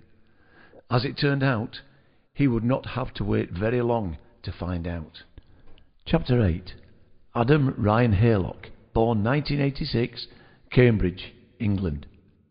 Adam was orphaned at the tender age of 2, his parents, Helen and Mike Bridges, having been tragically killed in a car accident in the Cambridgeshire Fens, involving a teenage uninsured driver well over the drink-drive limit. The collision had sent their VW Golf careering off the road into a deep drain, their cause of death being officially documented as drowning. As an only child, and with no surviving grandparents, uncles or aunts, he was taken into care by social services and adopted just a few months later by Rob and Jane Haylock. Rob was a GP with a practice in the nearby village of Fulbourn, and also a prominent member of the Cambridgeshire Meridian Freemasonic lodge, having been the youngest worshipful master ever elected in the county. He and his wife of 15 years, Jane, a local magistrate, and youngest daughter of former Lord Chief Justice Sir Edmund Bryant, had been unable to have children of their own. The couple were well above the average age for adoptive parents, at 46 and 43 respectively, but had been accepted onto the register of prospective adopters due to their backgrounds and status in the local community, plus the connections they had built during their long professional lives. At the age of 78, due to a stroke, and yet oddly, despite no autopsy taking place, his death certificate gave the cause as Covid-19, a fact which had preyed on Adam's already questioning mind ever since. Poor Jane never really got over the death of her life partner and loving husband, and passed away herself around 18 months later, at the age of 76, from what Adam believed to be grief-related causes, but which was officially categorised as old age in the absence of any obvious physical ailment. Adam was an exceptionally bright child who took school and education in his stride, always being in the upper 5 percentile of achievers in his class throughout the entirety of his school days. He had a seemingly unquenchable thirst for knowledge, coupled with a natural aversion to authority, and despite his academic achievements, was regarded by most of his teachers as an irritation, someone who would never take received knowledge or wisdom at face value. He would constantly question and even argue with his tutors whenever he felt he was being fobbed off about this or that piece of knowledge or alleged fact. This trait remained with Adam throughout his time at Cranwell and into the RAF itself, where he was viewed by his superiors in a similar vein. Indeed, Adam was seen as a bit of a rebel, not a bad lad as such, but one who would never be cowed by any form of authority, and as a result was often in conflict with those who would seek to control or influence him in any way. After leaving sixth form college with 4 A-star passes at A-level in 2005, the world was metaphorically Adam's oyster. He could have taken his pick of virtually any university, including Oxford and Cambridge, but with absolutely no interest in education for education's sake, and having had a childhood obsession with aircraft, his burning ambition was to fly them one day, and fly them fast. Therefore, as far as he was concerned, only one option was available to him: RAF Cranwell, the very same elite RAF Officer Training Academy, attended by his one-day-to-be colleague and friend Samuel Dobbo Dobson. However, being a year older than Dobbo meant that they were also 1 year apart in their Cranwell training, and as such never really came into contact with each other at the college. Indeed, when their paths eventually crossed during active service in Cyprus 4 or 5 years later, they had no real memory of each other from those years. Both airmen had been posted to Cyprus just 2 months apart in 2011. At that time, a civil war had broken out in Syria, a short eastward hop across the Mediterranean Sea from the island, and the UN's, as well as several individual countries, including the UK's, military forces, were closely monitoring and policing the activities, unofficially of course. Nevertheless, there was constant apprehension in the air regarding any possible escalation of the conflict, and of it spreading throughout the Middle East like a wildfire. Hence, the presence of British as well as other international forces in the region. Then later there were new calls for international military action in Syria, after suspected chemical weapons attacks in the suburbs of Damascus killed hundreds on the 21st of August 2013. The Syrian opposition accused pro-Assad forces of carrying out the attacks, but Syrian officials denied having used chemical weapons and asserted that if they had been deployed, then rebel forces were to blame. While UN weapons inspectors collected evidence at the sites of the alleged attacks, US, British and French leaders denounced the use of chemical weapons and made it known that they were considering retaliatory strikes against the Assad regime. Russia, China and Iran spoke out against military action, and Assad vowed to fight what he described as Western aggression. However, the prospect of international military intervention in Syria began to fade by the end of August 2013, in part because it became evident that the majority in the United States and the United Kingdom were opposed to military action. A motion in the British Parliament to authorise strikes in Syria failed on 29th of August, and a similar vote in the US Congress was postponed on 10th of September. Meanwhile, diplomacy took centre stage, resulting in an agreement between Russia, Syria and the United States on the 14th of September to place all of Syria's chemical weapons under international control. The agreement was implemented, with all parties declaring that the weapons had been removed from the country by the deadline of 30th of June 2014. Then, in the spring of 2015, Adam was posted back to England and the squadron's home base of Coningsby. During his summer break, he returned to Cambridge to spend time with Rob and Jane, and during that period was introduced to Sophie, the eldest daughter of Rob's best golfing and lodge buddy, Gordon Milner Partington, a prominent barrister and former UK Olympic rower. 2 years Adam's junior, Sophie was already a fully qualified chartered accountant and a very talented golfer. They had been paired together during a mixed team tournament at her father's golf club, and hit it off immediately, if you'll pardon the pun, and thanks largely to her prowess, took home the Stableford Trophy, with her winning the individual handicap score by a country mile. Their romance blossomed very quickly, and they announced their engagement in the spring of 2016, shortly after which the couple purchased a small cottage together in the village of Ruskington, a short drive from the base. Their wedding, on 24th of April 2017, was a lavish affair at an exclusive golf village in the Caribbean islands of St Kitts and Nevis, to which over 150 guests made the transatlantic trip and attended. Adam had been steamrolled into agreeing to such a major event by Sophie and her father, fully endorsed by Rob and Jane. He would have much preferred a nice low-key event in the local village hall, followed by a disco, but, as a leading Cambridgeshire personality, Gordon wanted to make a splash and was always going to get his way, and his daughter was more than happy to go along with that. He had even managed to use his influence to persuade the RAF to allow Adam to take 8 weeks fully paid leave for the honeymoon of all honeymoons, an ultra-high-end luxury cruise from the Caribbean through the Panama Canal and down the Pacific coast of South America, visiting 8 different countries in the process. And, true to form, Squire Milner Partington had organised and financed the whole trip for them. Adam didn't have to wait long for it to be made crystal clear to him what Sophie wanted above all else from their union. Children, children, and more children, she told him on only the 9th day of their honeymoon. Her career and her golf meant almost nothing to her, she insisted, and all she really wanted from haylock wedlock was to continue the Milner Partington bloodline, chiefly for the benefit and pleasure of her parents, to whom she felt an unusually strong bond, loyalty, and obligation. Though rather taken aback by this surprising revelation so early in his married life, Adam was happy to oblige. He was fairly ambivalent towards children, but loved Sophie dearly, and anyway, the production of a child was going to be lots and lots of fun, so he threw himself at the challenge with his utmost commitment, gusto, and enthusiasm. However, the weeks soon turned into months, and almost before they knew it, the summer of 2018 had come and gone, with still no sign of the patter of tiny feet on the horizon.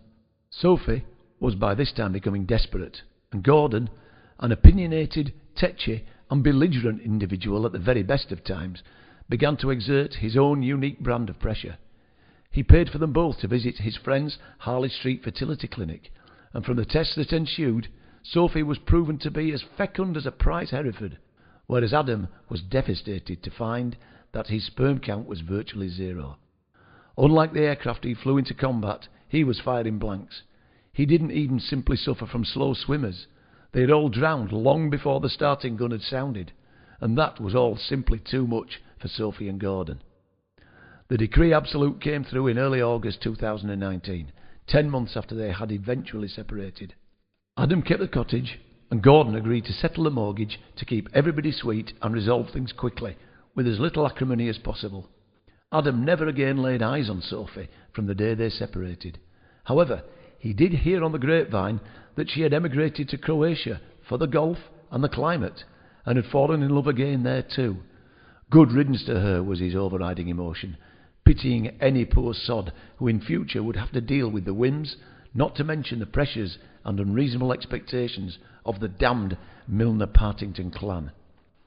Since his split with Sophie, however, he had been nowhere near a woman in any amorous way whatsoever, choosing instead to throw himself into fishing, learning to play harmonica, and the challenge of reading a classic novel every month.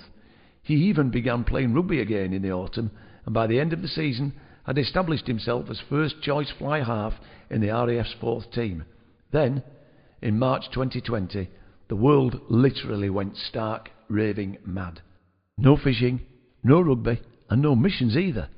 As it transpired, that even terrorists and rogue nations were assiduously obeying the onerous COVID restrictions. Imprisoned and isolated by the imposition of the seemingly interminable lockdowns, he quickly became a half-decent harmonica player and managed to get through 13 classic novels before the year was out. For him, though, the world never really returned to anything like sanity again after 2020 and 2021. A fact borne out by his being posted to Teniente Ridolfo with a mandate to shoot down innocent civilians simply for venturing too far south. Chapter 9. Monday, 6th of February 2023. Mission 1. A Bombardier Global 8000 headed due south from Presidente Carlos Ibáñez del Campo International, the most southerly civilian airport in Chile. 8 passengers and 2 crew were on board the sleek executive jet as it traversed the 60th parallel, cruising at around 40,000 feet and a touch shy of 600 miles per hour. These incredible machines were built for speed, comfort and range, a perfect choice for such a risky, experimental foray over unknown, forbidden territories. After a pursuit lasting an hour or so, Adam eventually caught up with the intruder and reduced Esmeralda's speed to match that of the Bombardier, positioning the fighter about 500 feet from its port wing, and reported the current situation to Prendergast, who was manning the communications room back at Teniente Rodolfo. "Just made contact with the incursive, Mike," he announced. "Bombardier executive jet, registration PP-ANT, Brazilian, no livery. I'm alongside her now, altitude 40,000 feet, speed 520 knots, over." "Copy that, Esmeralda," came the reply from Prendergast. "Make contact with the incursives and ensure they turn round. Use standard warning protocols and do not, I repeat, do not engage in conversation, over." "Roger that," chirped Adam, and attempted radio contact with the Bombardier. "Global PP-ANT, this is UN Freedom Fighter 807, he announced. "Turn around immediately and return to your departure airport, over." No response was forthcoming from the Bombardier. "I repeat, Global PP-ANT, turn around immediately and return to your departure airport, over," insisted Adam sternly. Once more, nothing from the Bombardier. Adam turned up the heat, impatience now clearly evident in his tone. "PP-ANT, if you do not turn around and return to your departure airport, I have orders to shoot you down, over." After a few seconds of silence, there was a click, a crackle on the radio, and a crew member responded. "Freedom Fighter 807, what are your reasons for intercepting us, over," came the response in English, albeit with a distinct American or possibly Canadian accent, Adam thought. "Global PP-ANT, you are violating airspace protected by the 1959 Antarctic Treaty, over," he informed them, maintaining a stern, formal tone in strict adherence to the standard protocol. There was a brief delay before the same crew member responded with, "Fighter 807, this is Captain Darryl Kowalski speaking on behalf of everyone aboard this airplane. My question to you, my friend, is, why is this airspace so fucking precious, over?" Adam hadn't expected such a defiant response, but stuck firmly to the protocol. "Global, that is not for me to question or to explain to you, I'm afraid. My orders are simply to shoot you down if you do not end this illegal incursion, over." "Fighter 807, is it not your duty as a serving officer to question the rationale behind all orders and to ignore them if they are immoral and or unjustified?" Kowalski suggested. "Over." By now, Adam's stress levels were rising rapidly, but, as per Prendergast's order, he composed himself and continued with the standard spiel. "Global PP-ANT, this is my final warning. If you do not alter course and return to Carlos Ibáñez, then I will have no choice but to shoot you down. Over. The only response from Global PPANT to this final, crystal clear threat was silence once more. A stalemate broken very abruptly and forcibly by Prendergast. "Fire warning shots, Esmeralda. Over," he barked sternly. Adam pointed the F-5's nose toward the Bombardier and fired salvos of 20mm cannon fire above and below the aircraft. Then, as per the protocol, he awaited their response. Fortunately for him, however, he did not have to wait very long at all before the gleaming executive jet turned steeply to starboard to then execute a 180-degree turn and commence its reluctant return back north. After completing the manoeuvre, a clearly deflated Kowalski resumed the radio dialogue. "OK, Fighter 807, as you can see, we have made our turn and are now returning to Carlos Ibanez. You win this time, buddy. Over," he replied, an angry resignation plainly apparent in his tone. Global PPANT, thank you for seeing sense. Over. One very satisfied and relieved F-5 pilot responded. Then, to Adam's astonishment, Kowalski piped up with considerable vitriol. "Sense? Yeah, right. Some psycho in authority was giving you orders to murder innocent fucking civilians for something you know nothing about. And you were more than willing to comply. Sure, let's call that sense, my friend. Over." Adam really hadn't expected that broadside. He took a few seconds to ponder Kowalski's rant, which, if he was being honest, had rattled him somewhat. "Global PPANT, I have my orders for good reasons. Over," he blurted, straying slightly from protocol. Kowalski was evidently unimpressed by Adam's response. "Well, 807, he barked, "we suggest you check out those reasons. But let me warn you, buddy, you're in for a wild ride once you open your eyes and start to look below the surface." Over. Though still rather agitated and annoyed by Kowalski's tirade, Adam tried his utmost to remain calm, professional and polite. He was reluctant to poke the bear again. All he desired at this point was to rid himself of these idiots and return to base. "Global PPANT, I might just do that, but for now, thank you for your advice and have a great flight back. Over and out," he said, shutting down the radio conversation. He followed the Bombardier until it had crossed the 58th parallel, at which point he turned Esmeralda's nose to the southeast and returned to base, deep in thought, scarcely able to believe the pantomime that had just taken place. Chapter 10. Monday evening, 6th of February, 2023. The inquest. Alone in his billet that evening, showered and now sprawled out on the bed in his dressing gown, Adam mulled over the extraordinary events of the day, astonished and decidedly troubled by what had actually taken place and the things he'd heard over the radio. "I need to chat with someone about this," he finally said to himself. So he texted Dobbo, suggesting they meet in the lounge bar for another game of pool. Dobbo, desperate to win back his £20, happily agreed, as always. "See you down there in 10, mate." "£20 again?" came his texted reply, and just over 10 minutes later, both airmen were in position at the table, ready for the revenge match. Cues in hand, full pints on the shelf next to them, and the pool balls set up in triangular formation on the perfectly flat slate and blue baize, ready for the break-off. "So, Adam, how did it go today?" Dobbo inquired.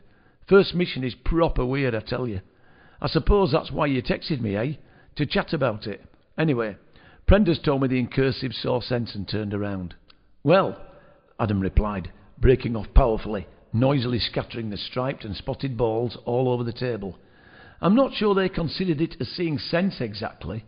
I don't think they were quite ready to die for the cause just yet. Reckon they were just testing things out to see what happened." Dobbo leaned on the table and took aim.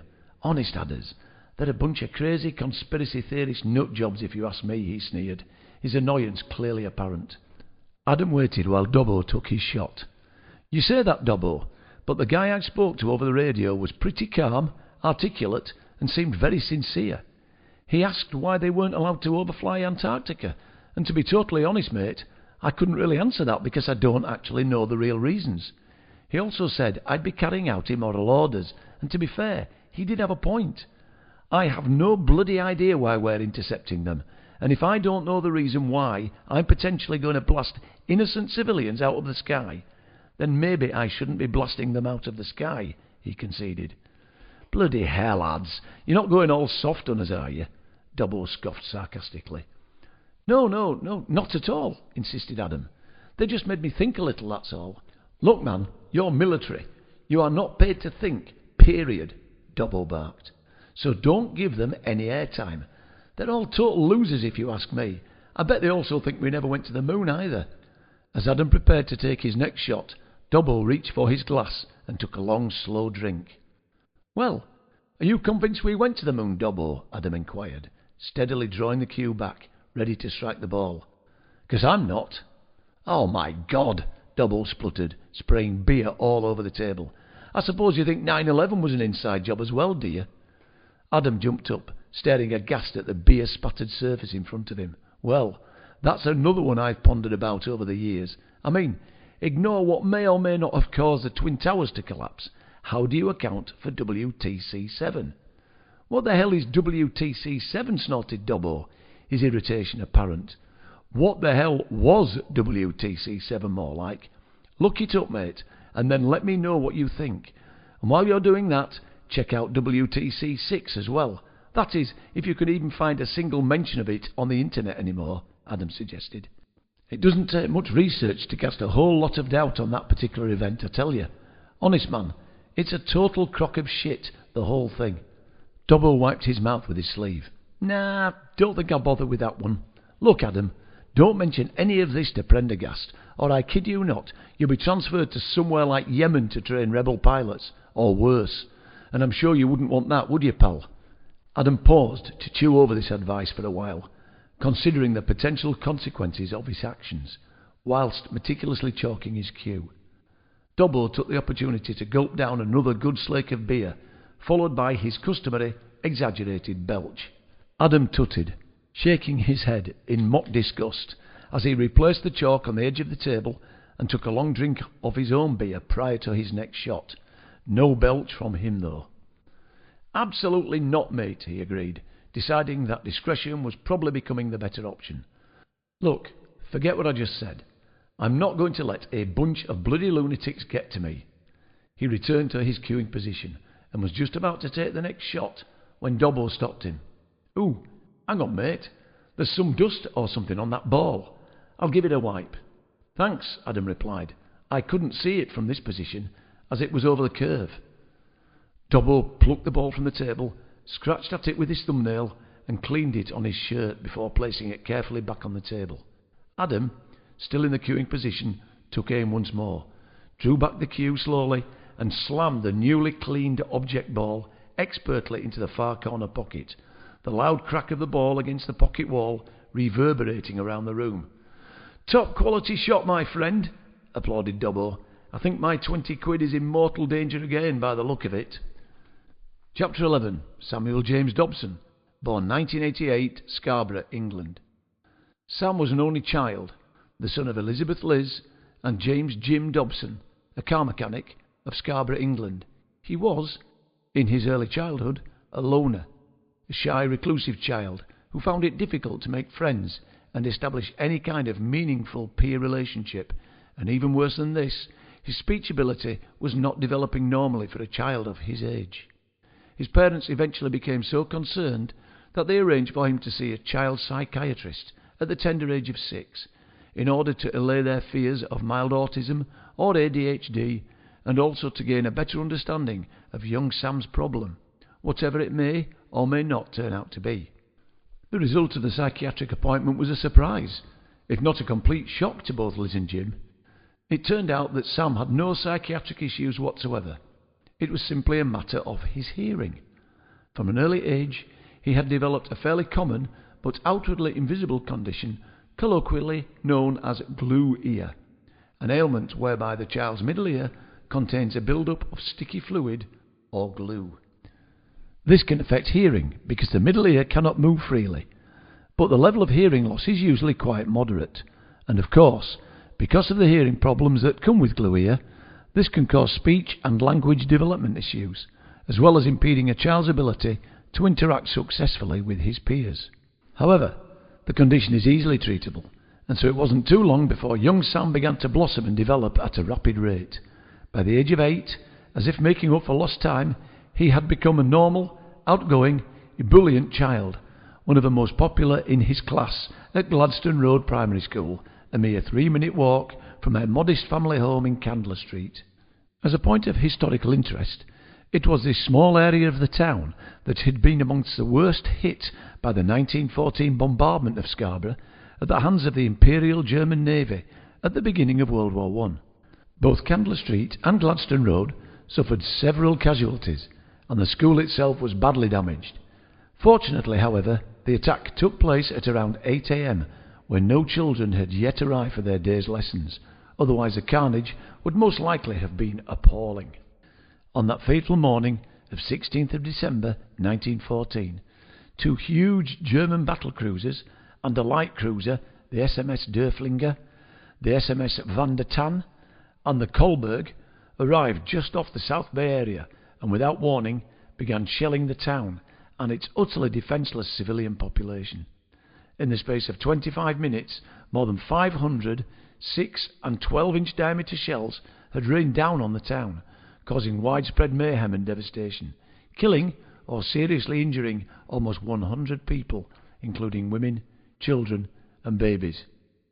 At around 7:30 a.m, on what had begun as just a normal winter's morning, Scarborians were getting up and going about their daily routines. Mothers woke their children, maids prepared breakfasts and made beds, and postmen and delivery drivers were already out and about on the streets. And as the shops began opening for business, a young Boy Scout, Dobbo's great-great-uncle, 15-year-old George Taylor, excitedly ran to buy that morning's edition of the Scarborough Mercury to check if there was a report on Lord Baden-Powell's recent visit to the town, and most importantly to him, whether or not his photograph taken alongside the famous scout leader had been included. The steam trawler St. Cloud. Her captain had sailed into the South Bay earlier that morning, but had experienced difficulty in finding the harbour entrance because of the heavy sea fret that had settled on the seaside resort, a common enough occurrence at that time of year. The lighthouse had not been in use since the war began some 4 months earlier. Not that it would have made much difference to the visibility in the prevailing conditions at that time anyway. The captain of the St. Cloud was among the first to see the 3 imposing warships as they rounded Castle Hill into the bay, heading swiftly and surely towards Scarborough.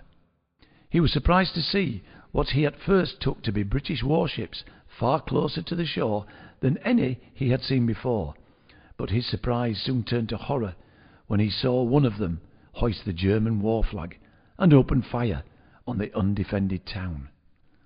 When the town had slowly begun to reveal itself through the gradually dissipating morning mist, Captain von Reuter of the SMS Derflinger raised his field glasses and took in the beauty of the area, the twin bays, north and south, separated by the stunning headland topped by the 12th century castle, and the beautiful harbour area dotted with dozens of small trawlers and fishing boats, and carefully picked his targets.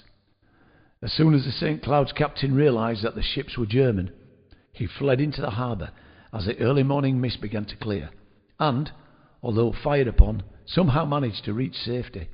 The Germans, however, had their sights on other prey, with the castle being one of their main targets before they moved northwards up the coast, seeking other victims, namely the towns of Whitby and Hartlepool. In total, 17 people were killed in Scarborough that morning, with 2 others dying later of their injuries. More than 80 were seriously wounded, and overall in Scarborough, Whitby and Hartlepool, 137 people died during the space of a few short hours.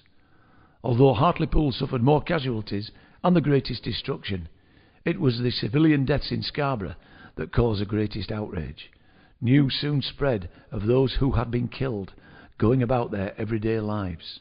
The victims included Dobbo's great-great-grandparents' postman Mr. Beale, as he delivered letters on his daily round, and sadly, the very last casualty of all was Dobbo's 15-year-old great-great-uncle George, killed outright by a 12-inch shell on the way to buy his much-anticipated newspaper, and obviously never made it back home. He was the first and only British Boy Scout to be killed in the First World War.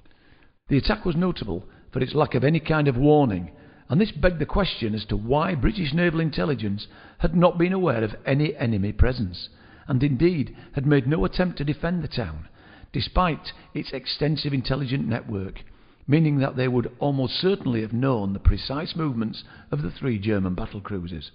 However, Winston Churchill, First Lord of the Admiralty at the time, and famous for, in his own words, never letting a good crisis go to waste, made excellent political capital and propaganda from the raid, with many soon-to-be popular slogans, including ones such as "Remember Scarborough, enlist now," and "Men of Britain, will you stand for this, enlist now."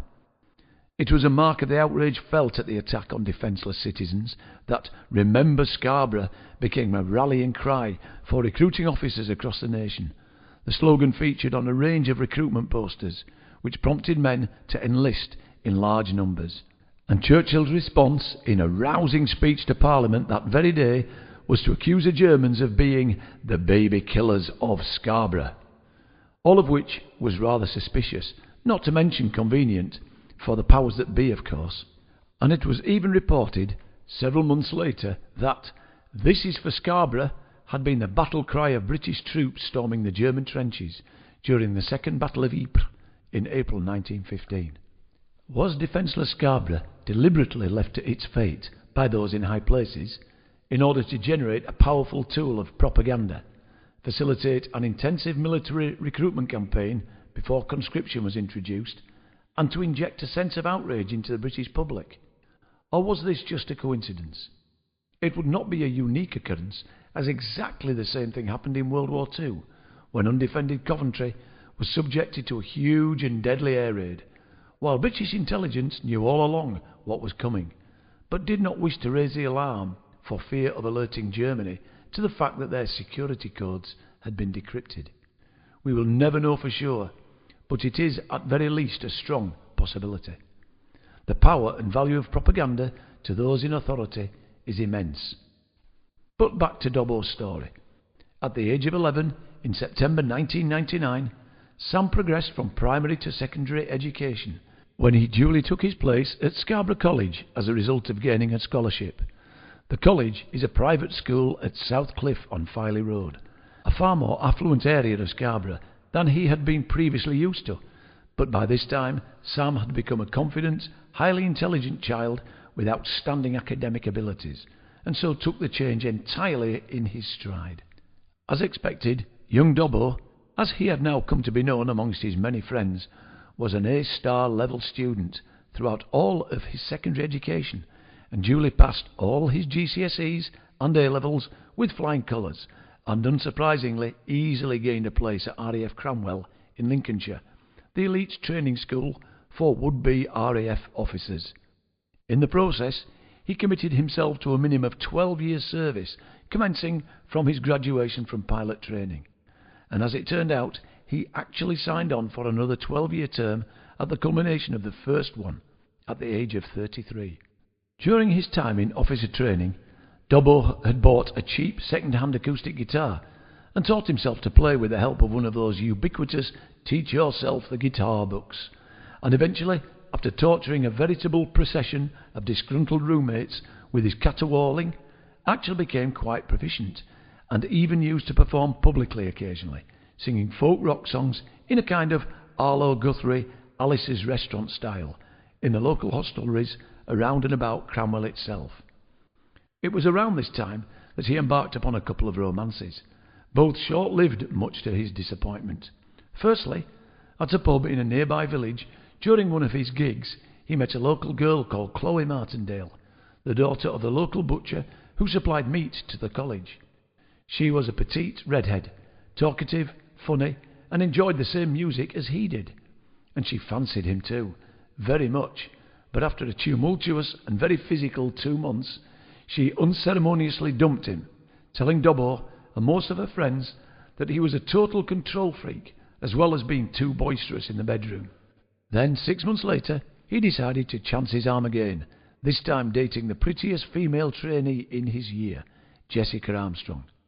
She was an incredibly bright student, too smart for him really, and although not as attractive as Chloe in Dobbo's eyes, had the ability to captivate an audience and folk simply gravitated to her. Many of the other male trainees, plus a few of the female ones too, come to that, fancied her, and when she agreed to go out with him, he felt like he'd won the lottery, twice over. His elation was short-lived, however, as less than a month later, she also unceremoniously dumped him, stating that he was too serious in wanting a long-term relationship, something for which she was in no way ready just yet.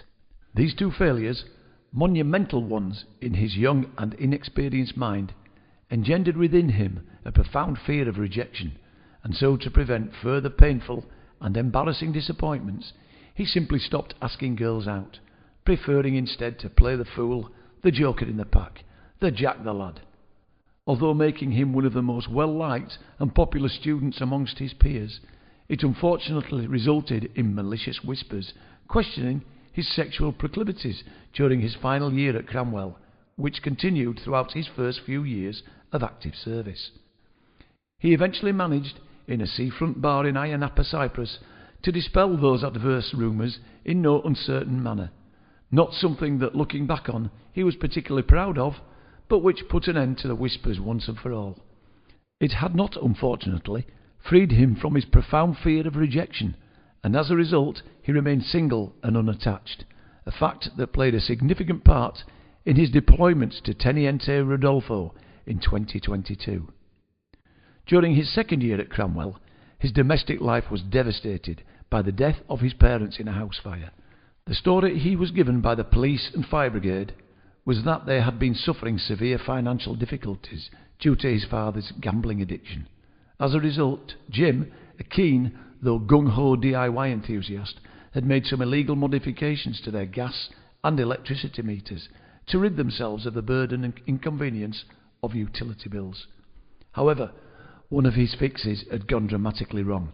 He had bypassed parts of the fuse box, which 3 days later resulted in a major electrical fire whilst they slept in their beds, killing them both without either of them knowing anything about it. Dobbo received no inheritance whatsoever. The sale of what was left of the house and their few remaining meagre possessions just about covering the repayment of Jim's gambling debts. The funeral costs were very generously, and much to the young trainee pilot's relief, provided by the RAF Benevolent Fund.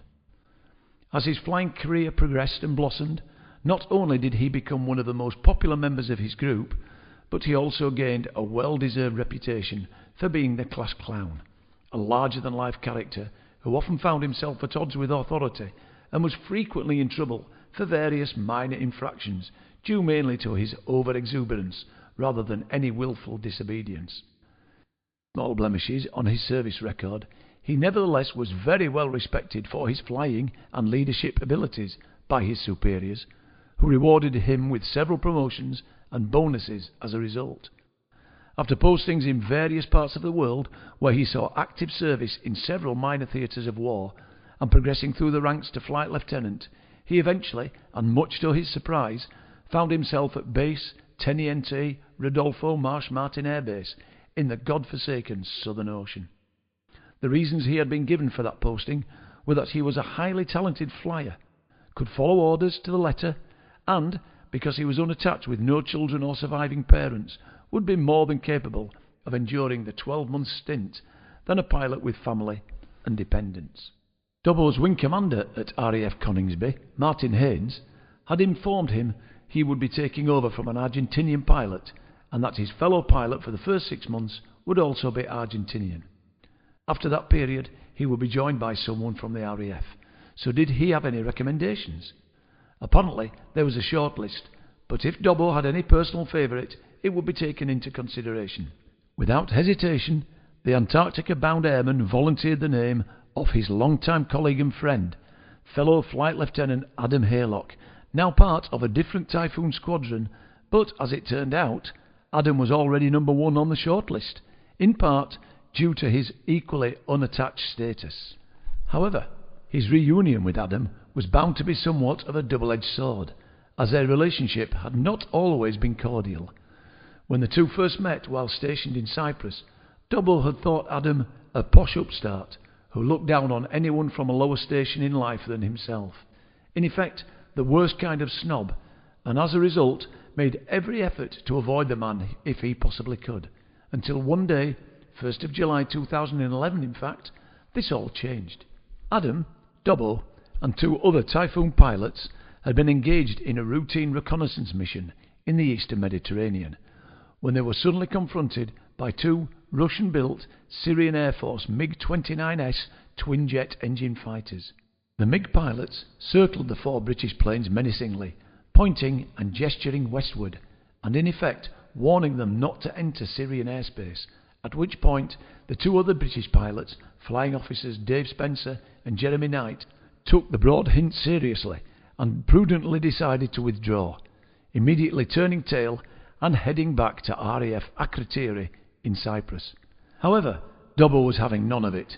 He waved cheerily, sarcastically even, at his adversaries in his usual devil-may-care manner, and accelerated eastward toward the Syrian coast, now about 70 kilometres away. Adam immediately intervened. "Fucking hell, Dobbo! What are you doing, man? Over!" Adam crackled excitedly over the radio as the Syrians gave chase. "Tally-ho, Haylock, old man!"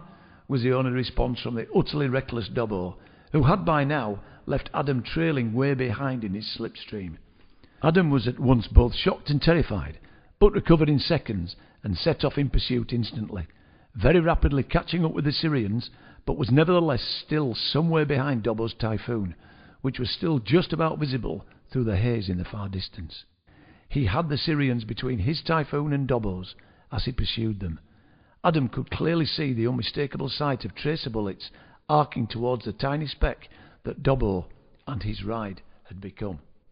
Nevertheless, Dobbo sped onwards, seemingly oblivious to the extreme peril, and then suddenly, realising the clear and present danger he faced, banked steeply downwards and to the left in a defensive manoeuvre born of sheer desperation. The Syrians followed instantly, undeterred and determined to teach this British upstart a salutary lesson, and Dobbo, now weaving and bobbing in every conceivable direction to avoid sudden bloody death at the hands of his would-be assassins, knew he was in serious trouble, and the realisation hit him hard as hot sweat oozed from his every pore in response to his deadly predicament. By now, Adam was hot on the trail of the Syrians and let loose a volley of cannon fire from his wing-mounted Mauser 27mm cannons, narrowly missing the rearmost MiG-29S, but catching the tailplane of the leading one, but without inflicting any serious damage. In an instant, the 2 Syrian MiG pilots, now only too aware of the presence of yet another far more agile and manoeuvrable adversary, suddenly decided to call it a day, peeled away and rapidly fled at full throttle toward the perceived safety offered by the Syrian coastal defences. Dobbo's sheer relief was palpable, and after a minute or so, during which time both British pilots had had a chance to draw breath and compose themselves, without a word they turned westward, back towards their base. After several minutes, Adam's radio burst into life suddenly.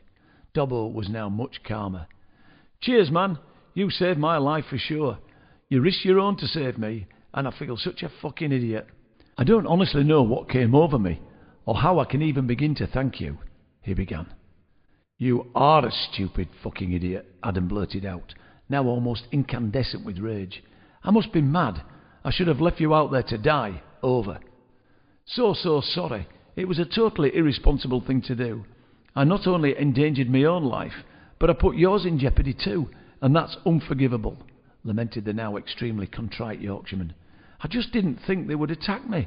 It was just a bit of a lark, 'cause things have been a bit tame round here lately. Over." "A bit of a bloody lark?" Adam sighed heavily, but his anger soon subsided at Dobbo's obvious distress and contrition, and his attitude mellowed considerably when the realisation hit home that his fellow airmen would now be in serious trouble and most likely face a court-martial and a possible dishonourable discharge from the service.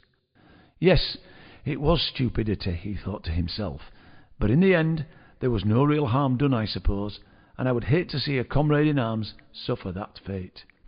Almost reading his thoughts, Dobbo said in suitably cowed tones, "What are you going to do, Adam? You know what will happen to me now, don't you? If this gets out." Over. "What you did was certainly stupid, Dobson, but you don't deserve being kicked out of the service for that childish stunt. even though it nearly got one or both of us killed. Never mind creating a serious diplomatic incident. But no, I don't suppose I will report you. Over. Seriously, Adam, you'd really cover it up for me? Dobbo was stunned. I don't deserve it, I know. Over. No, you bloody well don't deserve it, not one bit. But as I said, at the end of the day there was no real harm done, apart from a few frayed nerves, fortunately. And Spencer and Knight buggered off pretty damn sharpish, so I highly doubt they saw what happened. So here's what we'll say. We tried to contact the Syrians, but they were having none of it, and suddenly turned on us without warning. There was a bit of a skirmish, with shots fired on either side, but we managed to scare them off and they chickened out. And overall, it was just a bit of a storm in a teacup. Over. Adam seemingly had it all worked out, much to Dobbo's relief. Bloody hell, mate. I don't know what to say, except I owe you big time. Thanks aren't really enough, but it's all I have. Over, Dobbo said, realising how badly he had misjudged Adam previously. I reckon you owe me several dozen pints of that disgusting Cypriot piss that they laughing call lager in the mess. That's for sure. Over, Adam laughed, partly in sympathy and partly in relief that he and Dobbo had not become yet another sad statistic of war. Dobbo laughed too, in his own great relief. Several dozen pints, mate. Want to make that several dozen gallons? You deserve it. Seriously though, Adam, I owe you big time, and one day I hope I can repay the favour in kind. Over. Thanks for the sentiment, Dobbo, but I really mean it when I say I sincerely hope we never find ourselves in a situation where you need to do that. Over. They both laughed again and prepared for landing as the Akrotiri runway appeared in the distance. Their friendship had begun, but little did either of them realise that some 11 eventful years later, Dobbo would have the opportunity to make full amends and return the huge favour. Chapter 12. Tuesday, 7th of February 2023. The calm before the storm. Later that evening, back in his billet, Adam undressed, picked up his laptop, settled in under the duvet and began Googling. He first searched for news on the Antarctic Truth's fatal last voyage and was presented with numerous hits. New Zealand newspapers such as the Southland Times, the Otago Daily Times and the New Zealand Herald were the most prominent, and as Adam scrolled down there were other entries from Australia's major broadcaster ABC, a couple from Sky News Australia and one from Reuters. Absolutely nothing whatsoever from the BBC, Channel 4, The Guardian, Times or any other mainstream UK news organisation. Probably not surprising though, he deduced, given where it took place. Every single organisation purveyed the precise same story, that the Antarctic Truth, on a big game fishing trip, had ventured beyond the range of rescue vessels and helicopters, run out of fuel, and was then dashed upon rocks off Campbell Island with the loss of the 3 lives on board. Identical gushing tributes appeared in each report, amongst them a couple of lame and insincere eulogies from minor New Zealand politicians. Searches on YouTube produced a significant number of hits, not only from the same New Zealand and Australian media outlets, but also by a whole host of independent video makers from all over the world.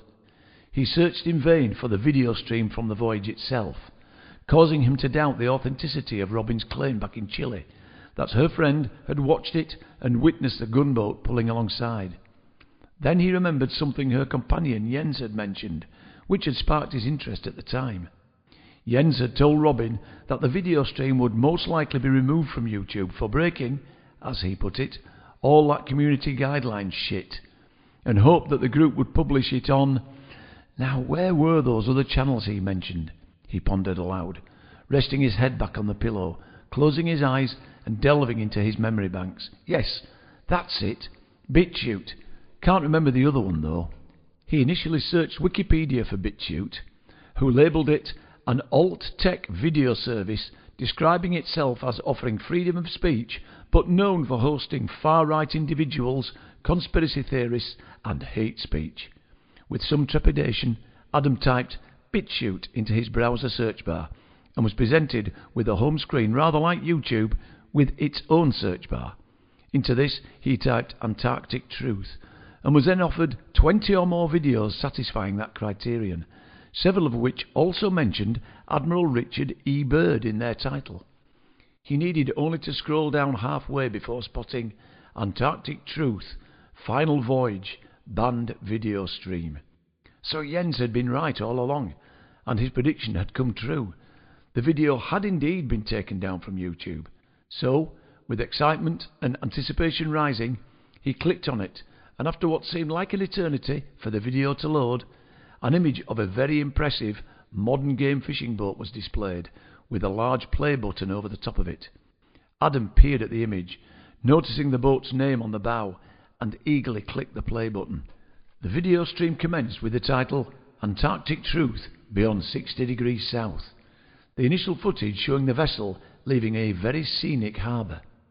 There then followed a section where the 3 crew members introduced themselves, each one setting out what they hoped to achieve from the expedition.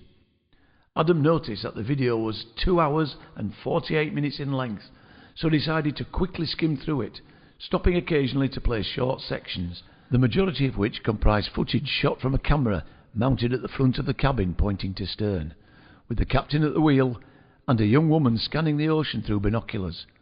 There was very little, if any, dialogue, and it certainly did not make for interesting viewing. So after playing a few short snippets, all pretty much showing the same thing, he fast-forwarded to 10 minutes short of the end and pressed play again. The self-same scene played out once more, but Adam stuck with it this time, not wanting to miss anything. After around 7 minutes, the woman at the stern began pointing excitedly and very animatedly to starboard.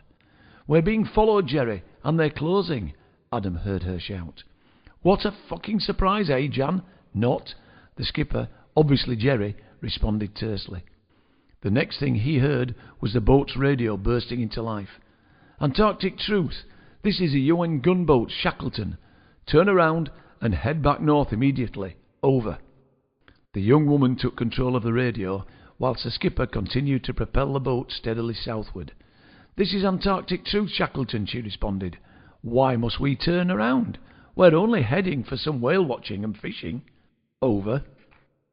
A third crew member, a rugged, bearded man, late 20s Adam reckoned, then appeared on deck from below, clearly alarmed at what was taking place, concern etched on his face. Shackleton's answer was unambiguous. "Antarctic Truth, you are about to enter restricted and forbidden waters, contrary to the 1959 Antarctic Treaty. Over." "So? Over?" queried the woman insolently. "You are posing a serious risk to international security, and if you do not return immediately, we cannot guarantee your safety. Over," the gunboat radio operator explained. There was another response from the Antarctic Truth, which Adam could not make out, as it tailed off after just a few words, rudely interrupted by a fuzzy scrambling of the picture, following which the streaming abruptly stopped. That was it, just as Robin's friend had described. "Holy shit," Adam breathed incredulously, closing his laptop. Chapter 13. Monday, 8th of January, 1912. Antarctica. A little over 1 week after arriving in the area that they believed should have been the South Pole, the expedition, commanded by Captain Robert F. Scott and consisting of 4 other members, Lawrence Oates, Edward Wilson, Henry Bowers and Edgar Evans, were preparing for their long walk back to civilization. All 5 men, although they did not know it, and indeed were never to know it, were dying a slow but sure, lingering death from starvation and an extended period of exposure to unusually cold temperatures, even by Antarctica's extreme standards. As previously related, Scott and his men were supplied with rations of pemmican, sledging biscuits, sugar, butter, tea and cocoa powder that provided about 4,500 calories per man day on the way to the pole and about 3,800 calories on the return journey. But they were expending in the region of 7,000 calories per day, equivalent to that of modern-day athletes in training, and had been doing so for months on end. For the previous week, they had vainly trudged onwards, hoping for some kind of miracle to happen in the form of their finding their Holy Grail, the elusive, yet unbeknown to them, non-existent South Pole. Yet all that had happened was that they had simply travelled further and further south in totally snowless and increasingly warmer weather conditions. 90 degrees south, the ostensible location of the South Pole, had long since come and gone, followed rapidly by 90.1 degrees, 90.2 degrees, and now here they were at 90.3 degrees south, and seemingly still no nearer to their objective. Their 5 compasses all still defiantly refused to swing around to the new north. However, during the course of their surprising journey into warmer climes, they had come across various signs of life in the form of human footprints, both naked and with shoes, and even the remains of old campfires, animal bones of unknown species, and discarded artifacts from what they deduced to be hunting parties, despite never having encountered another living being during this entire period. It's utterly pointless to continue onwards now, chaps. I have no idea what the hell is going on, but I do know that if we don't turn back soon, then we won't have enough supplies to get us home safely, and there's no guarantee that we will be able to restock our provisions by simply continuing southwards, Scott reluctantly announced to the by now thoroughly disheartened and demoralised group. Either the Earth is much, much bigger than we have been told for centuries, or it's just simply a flat, endless plain, as was believed until around 400 years ago, opined Oates. Unless anyone has any other ideas, of course. The group were all too exhausted and totally downhearted to argue or even contribute to the discussion, but at least all agreed that the only sensible course of action open to them now was to reluctantly turn around 180 degrees and head for home. So the long journey homeward began, with a trek of almost 1,100 miles ahead of them until they could reach the relative safety of 1 Ton Depot at 79 degrees south and replenish their ever-dwindling supplies.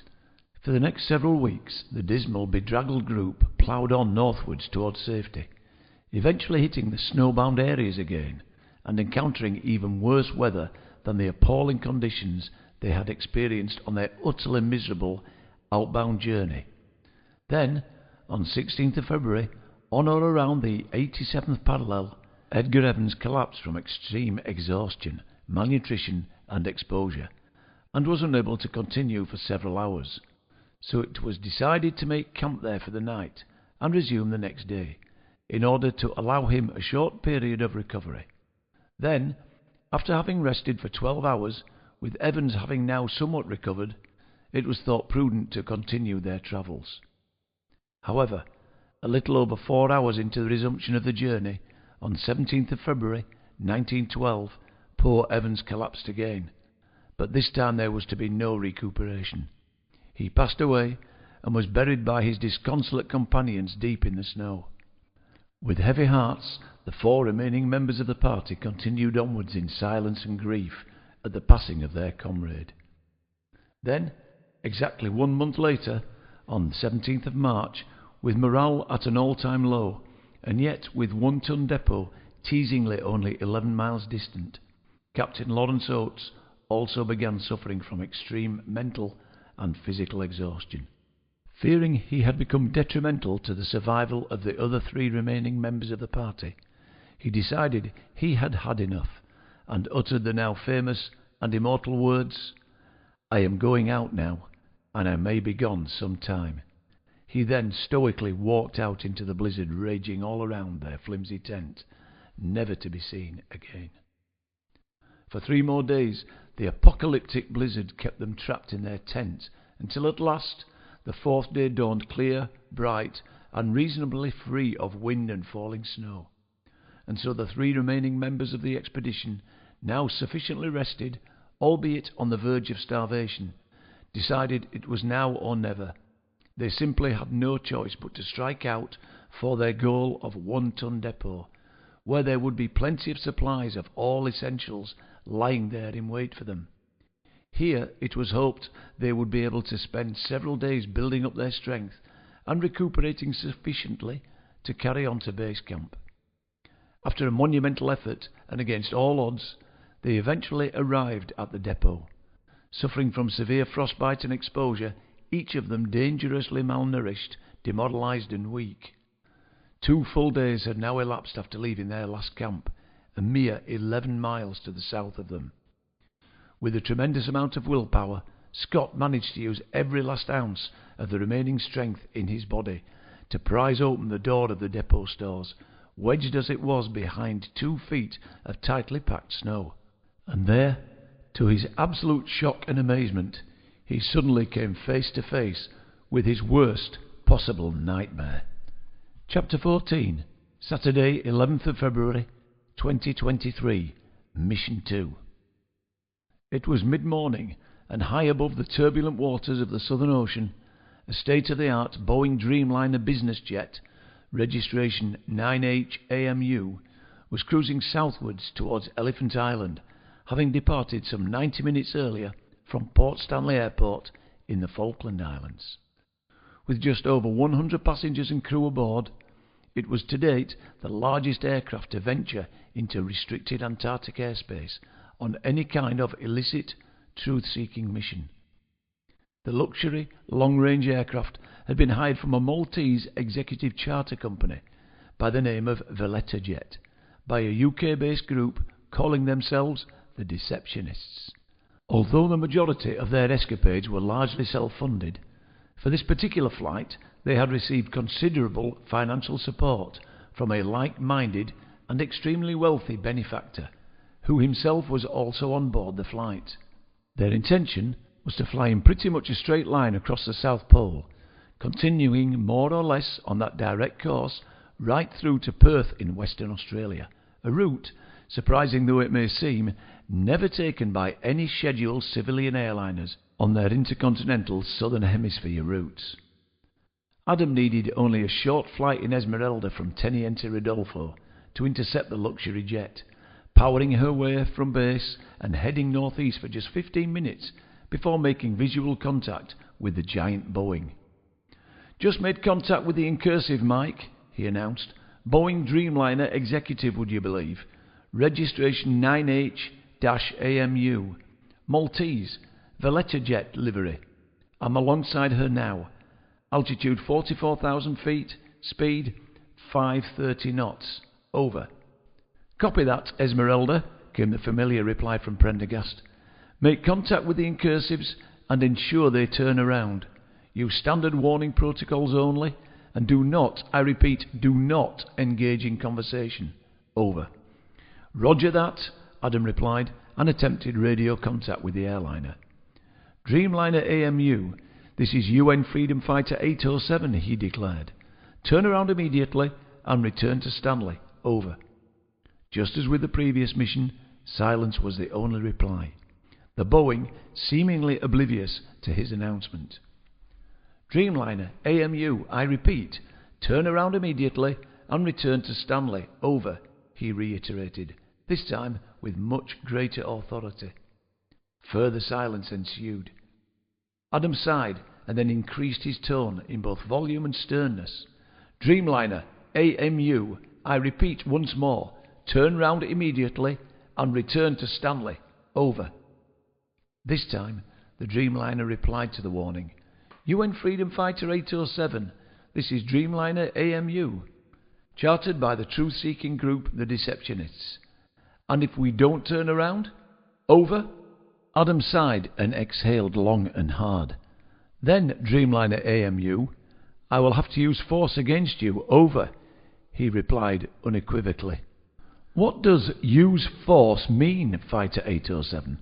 That you will shoot us down? Over," the Dreamliner requested. "Affirmative, Dreamliner AMU," Adam confirmed. "Over." There was a delay of about 10 seconds before the Dreamliner came back with, "807, this is First Officer Ash Pardo speaking. We have over 100 people on board this aircraft. Do you know why your superiors would want to turn you into a mass murderer? Over." Adam shook his head in bemusement, took in a deep breath and replied, "Dreamliner AMU, negative and irrelevant. Over." "Well, 807, we believe there are secrets beyond the ice wall that they do not want we plebs to unearth and publicise," Pardo explained. "We may well be wrong, but at least it'll be fun flying to Perth this way, rather than the ridiculous routes we normally have to take on Southern Hemisphere passenger flights. Over." Adam, totally bemused, began straying somewhat from the standard protocol. Dreamliner AMU, what grounds do you have for those beliefs? He asked, immediately regretting the question. Over. 807. Have you heard of Admiral Richard E. Byrd and Operation High Jump by any chance? Over. Pardo quizzed. Caught completely off balance by this question, Adam paused for thought and then answered, Dreamliner AMU. I've heard of Admiral Byrd, but know nothing specific about any of his missions. Over. The Dreamliner's first officer had him securely by the throat now. Well, 807, we suggest you research it very closely when you get back to base. In particular, his suspicious death shortly after his famous TV interview, plus the alleged suicide of his closest confidant, James Forrestal, the then U.S. Secretary of Defense. Over. AMU, I may just do that, Adam glibly replied. He really wasn't sure where this was going, so decided to turn the heat up just a little. But for now, I repeat, turn around and return to Stanley, or I shall be forced to shoot you down. Over. The radio fell silent for what seemed an eternity to Adam. He assumed Pardo was discussing the threat with the other crew members, and hoped to God they were going to respond in his favour. Their defiant response, when it finally came through, could not have been any further removed from that. Pardo was not letting Adam off the hook. 807, before you do that, did you know that a year after Byrd's death, NASA was created, and then, the following year, the Antarctic Treaty was signed by all the world's superpowers, despite them supposedly being engaged in the Cold War at the time, and completely at loggerheads with each other. Over. Adam pondered this last comment, not really knowing where to take things next. Totally nonplussed, he simply held his position alongside the mighty jet, scanning the flat horizon ahead of him for some kind of inspiration. He was very abruptly aroused from his ponderings by Prendergast, who had thus far remained silent during the radio conversation. Fire warning shots, Esmeralda, he barked, impatience and irritation patently clear in his tone. Adam returned to script and obediently pointed the F-5's nose towards a Dreamliner, firing several rounds of cannon shot above and below the aircraft. He awaited their response, but nothing was forthcoming from the Boeing, so, after a pause of a few seconds, he reluctantly continued the dialogue. Dreamliner AMU, I do not want to shoot you down, but I must follow orders, he growled menacingly. Return to Stanley immediately, or you will be shot down. Over. We don't believe you will shoot us down, 807, Pardo responded with increased defiance. Over. Adam simply could not believe his ears, baffled as to why these people were willing to lay down their lives for a cause such as this. He repeated his threat very earnestly. AMU, I will shoot you down. Those are my orders. Over. Pardo was both unconvinced and unimpressed, and continued unabashed. The same excuse as always, 807. Throughout history, whenever anyone is accused of crimes against humanity and having to explain why they slaughtered innocent people, what do they plead? Just following orders, every time. Not a valid excuse, though. Sorry. Over. Dreamliner AMU, about to fire missile. Please, I repeat, please turn around. Over. Adam pleaded desperately. No, 807. We will not turn around, because you will not do it. Over, came Pardo's unwavering response. For Christ's sake, Dreamliner AMU, I beg you, turn back, Adam shrieked back. This is your absolute final warning. Over. He was almost in tears by now, the blood pulsing through his veins, and was about to position his thumb over the firing button and take aim, when he was suddenly interrupted again, this time by an even more frantic interjection from Prendergast. Esmeralda, abort mission immediately and return to base. Over, yelled the wing commander desperately. Adam was totally and utterly flabbergasted. Could this really be happening? Control, this is Esmeralda. Please repeat and confirm. You no longer wish me to intercept. Is that correct? Over. Affirmative, 807, replied Prendergast adamantly. Do not discharge your weapon and return to base immediately. Allow Dreamliner AMU to continue her flight in peace. Over. Adam shook his head in disbelief. breathing one almighty sigh of relief. "Copy that, Mike, but I'd sure like to know why I almost lit up over 100 people. Over." "Just carry out your orders, 807, instructed a once again calm and composed Prendergast, "and get your arse back here, PDQ, and you will receive a full debriefing on your return. Over." "Roger that, Mike. See you in half an hour or so, in the bar. Pint of bud and a packet of Ch1-19 crisps, please. Over and out," chirped Adam. He bade a genuinely heartfelt adieu to the Dreamliner. "Have a great flight, AMU, and I hope you have a great time in Perth. Really nice talking with you. Over." "We certainly will have a great flight, 807, now," Pardo exclaimed, barely able to conceal his joy and relief. "And we all hope you enjoy the rest of your day too. But please, take time out to do some research, my friend. In fact, why not check out our website, thedeceptionists.org. Over and out." Adam steered Esmeralda away from the Boeing, putting on the power and returning very rapidly to Teniente Rodolfo, one very relieved but utterly perplexed squadron leader. Chapter 15. Saturday, 11th of February, 2023. Mission 2 debriefing. In Teniente Rodolfo's compact and bijou locker room, Adam removed his helmet, placing it carefully on the shelf, unsurprisingly marked "Flying Helmets." He then stepped out of his flight suit and placed it on one of the heavy-duty coat hangers in the locker, equally unsurprisingly marked "Flight Suits." He washed his face, combed his helmet-flattened locks, stepped into his trainers, and headed for the bar. As he closed the locker room door behind him, he felt a tap on his shoulder, making him jump. He turned round quickly to be confronted by a rather stern-looking Prendergast in his officer's uniform. "Sorry to startle you, Haylock," he apologised. "I assume you're heading for the mess, right?" Yes, Mike, I was. Is there a problem?" quizzed Adam. "Well, no, not exactly. But I'd rather hold the debriefing in my office if you don't mind, old chap, away from any twitching ears." "As you wish, Mike," he replied, confused and somewhat concerned. He followed his commanding officer the full 3 metres along the dimly lit corridor to a flimsy plywood door on the right marked "Wing Commander," and a wooden sign in a slider below it with "Prendergast" scrawled in black marker pen. Both men entered the tiny, sparsely furnished room and took seats at either side of a ramshackle formica-topped table. "You said on the radio that you wanted to debrief me, Mike," Adam stated. "Too right, Haylock," Prendergast confirmed. "I think it's only fair that you are told exactly why you were asked to abort the mission." Adam nodded thoughtfully. "I'd certainly appreciate that, Mike." "Well, as you were heading off to intercept the incursive," Prendergast added, "I was down here doing what I always do during these incidents, and that is trying to identify exactly who is on board the aircraft. Anyway, this time, just at the last minute, a very surprising name came up." "Who was it, sir?"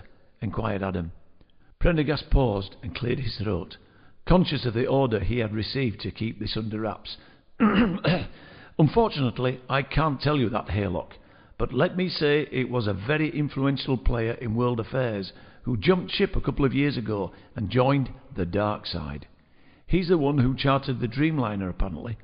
We immediately contacted UNHQ and were told that in no way should this individual be harmed and that the aircraft be allowed to continue on its way." "The dark side?" queried Adam. This thing was just getting weirder. Prendergast leaned back in his seat, folding his arms. "Oh, you know, old man. The Q people, the anti-vaxxers, the climate change deniers. But this guy ain't for messing around with. He means business by all accounts." Adam shook his head in disbelief. "So, will the aircraft be met by a reception committee when it reaches Perth, sir?" Prendergast cleared his throat once more, stood up, slid his chair under the table, and turned for the door. "No sodding idea, Haylock, but I very much doubt it. In fact, I'm fairly certain they won't reach Perth by that particular route." Adam desperately wanted to know what Prendergast was alluding to by that statement. "Sir?" he implored. Without affording Adam the courtesy of a reply, Prendergast opened the door and held it ajar, beckoning his subordinate to vacate the office. "End of briefing, squadron leader. Dismissed." On his way to the mess room, Adam stopped off at his billet to collect his laptop. "This is just getting silly," he muttered to himself as he grabbed the device from the bedside table. He needed to get to the bottom of this once and for all, to find out what was driving these people and maybe discover the name of the mystery benefactor. He thought about messaging Dobbo to see if he wanted to join him in his investigations, but decided against it. Dobbo would not be interested for sure. He'd probably scoff and disparage like he always did whenever anyone raised anything contentious or against the edicts of the establishment. So for once, he'd settle down in the mess room by himself, grab a pint and some food, and head off down the rabbit hole. Chapter 16. Friday, 1st of July 2011. The aftermath of Dobbo's indiscretion. In the immediate wake of Dobbo's indiscretion and his contretemps with the Syrian MiGs, and Adam's agreement to keep quiet about the entire episode, the two new friends arrived back at RAF Akrotiri in Cyprus. Their colleagues, Flying Officer Dave Spencer and Pilot Officer Jeremy Knight, had returned around 20 minutes earlier and immediately reported to their commanding officer, Squadron Leader Mike Prendergast, as they were under instructions so to do in the event of any untoward incidents. The two young officers knocked on Prendergast's office door with slight trepidation. "Enter," came the gruff command from within. "Sir," the two said in unison upon entry to the tiny office, "reporting an incident during the latest reconnaissance mission." "Go on," prompted the superior officer. "Well, sir, we were confronted by two Syrian MiGs. They made it plain that we shouldn't enter Syrian airspace and gestured us to turn around. They were really quite menacing, and so, rather than risk any kind of conflict or diplomatic incident, we decided discretion was a better part of valour, and returned to base. So here we are," related Knight. "Right, yes, well, okay, that was the best thing to do under the circumstances. So where are Dobson and Haylock then?" Prendergast asked them. "Dunno, sir. We thought they were immediately behind us, but as far as we know, they've not landed yet," said Spencer, who by now was becoming quite worried about the other two squadron members. "Well, check with comms and see if they've been in touch, would you, and let me know immediately," ordered the now similarly concerned squadron leader. "Dismissed." The two young officers saluted smartly, turned on their heels, and set out for the communications room, a short walk from the squadron leader's office. But they had only got halfway along the corridor when the smiling faces of Dobbo and Adam appeared around the corner. "Are we glad to see you two?" Knight sighed with more than a touch of relief. "We were just wondering where the hell you were, and so was Prenders. Is everything okay?" "We're fine, thanks, but that was one hell of a moment for sure," laughed Adam. "Fill us in on the details later. We are in dire need of a pint. In the meantime, though, you'd best go see Prenders and let him know you're back safe," said Spencer cheerily. "Yes, that's the intention. And by the way, if you hadn't chickened out and buggered off so quickly, you would have seen what went on," Adam replied with a cheeky wink, whilst nevertheless secretly pleased for Dobbo's sake that they had decided not to hang around. At this, Spencer and Knight scowled and sloped off down the corridor, muttering between themselves. "Get the beers in, lads. We'll be there in 10 mins, shouted Adam, teasing them further. They knocked on Prendergast's door briskly. "Let me do the talking, Dobbo," whispered Adam. "Diplomacy's not your strong suit." "Enter," came the response from Prendergast, fully expecting to see Spencer or Knight returning with news of the errant flyers. As Adam and Dobbo entered, he glanced up, did a double take, then recovered quickly and asked, "Where have you two reprobates been, and what the hell happened out there?" "Yes, sorry, sir. We had to deal with a little, incident," Adam replied, his heart beating a little faster now as he realised he had to think on his feet. Prendergast said nothing, but gave them an expectant look and raised his eyebrows, conveying the unspoken message, "Go on." "Well, sir," he began hesitantly, "what exactly did Spencer and Knight have to say?" he ventured, in the hope of gaining some clue as to how best to address the issue. "Nothing, except that they thought you were immediately behind them, but why they didn't bother to check is another question I'll be asking next time I see them." Prendergast was patently not amused. "OK, well, anyway, just as we were about to follow, the Syrians attacked us. Dobson took off with 2 MiGs hot on his tail, and I followed and let loose a couple of cannon rounds, one of which clipped the tail of one of them without doing any real damage. This seemed to scare them off, and they hot-footed it out of there. And that was it. A storm in a teacup, really, sir, Adam related breathlessly, fervently hoping that his slight bending of the truth would satisfy his superior. Very well then. Not too much harm done, I suppose. Let's keep this to ourselves, chaps. No point stirring up a diplomatic hornet's nest, eh? Who knows where all that nonsense may lead? Dismissed. To their relief, Prendergast seemed satisfied, and so the two now very relieved airmen saluted and left the office, heading in the direction of the officers' mess, where they hoped a couple of ice-cold beers would be there waiting for them. They were not disappointed. Monday, 25th of March, 1912. The Ross Ice Shelf, Antarctica. As Captain Scott flung open the door of the one-ton depot stores with a dramatic flourish, his brief euphoria at arriving safely was suddenly and dramatically extinguished by the sight that lay before him. Every single shelf, every barrel, every box, every container of any kind, in fact everything had been completely removed by person or persons unknown, leaving a completely empty storehouse. The realization that he and his comrade's fate was now sealed beyond any question hit him hard, and he sank to his knees in utter despair and anguish. His grim-faced companions, Wilson and Bowers, who had now appeared in the doorway behind him, simply stood in abject horror and stunned silence, as they too realized the fate that now inevitably awaited them. They knew that they were 90 miles from base camp and from safety, and although not that far in the grand scheme of things, after all, they had just completed a 2,000-plus mile round trip on foot in the most dreadful of conditions. Base camp may as well be on the moon for all the chance they would have of completing that trip with no food or supplies, and especially so considering the terrible physical and mental shape in which they found themselves at this time. "Oh my God, Skipper," cried Wilson in sheer despair. "This is ridiculous. It was full when we left it all those weeks ago. Who the hell could have done this to us? Just look, there's nothing in there. We're finished." "It would appear so, yes, Teddy," replied Scott dejectedly. "I have been in many a scrape in the course of all my previous expeditions, but this one definitely trumps them all, I'm sad to say," his voice tailing off to a whisper, as the enormity of the problem they faced was becoming desperate reality. Then, in typical British stiff-upper-lip fashion, he managed somehow to gather his composure. "I'd just like to say, though, to both of you, and I include Lawrence and Edgar in this too, that it has been an absolute honour and a privilege to share this adventure with you all. We knew from the outset that there was more than a possibility that some or all of us may not make it back, but it's so damn disappointing that it should end like this." "So near, and yet so far, eh, Skipper?" Bowers forced a weak, ironic smile at the thought. "How fate likes to play tricks on us all."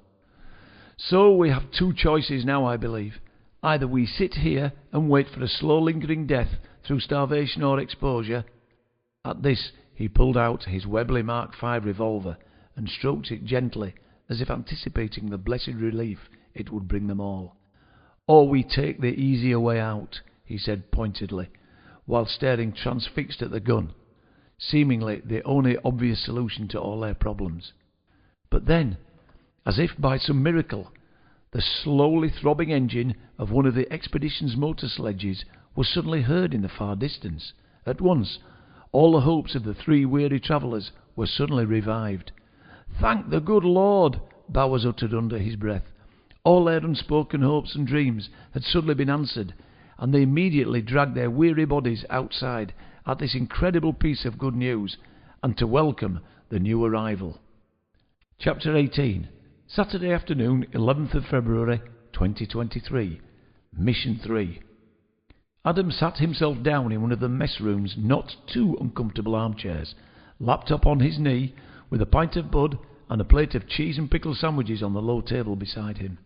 He nibbled disinterestedly at the sandwich in his left hand, as he studiously worked the mouse and pad with his right.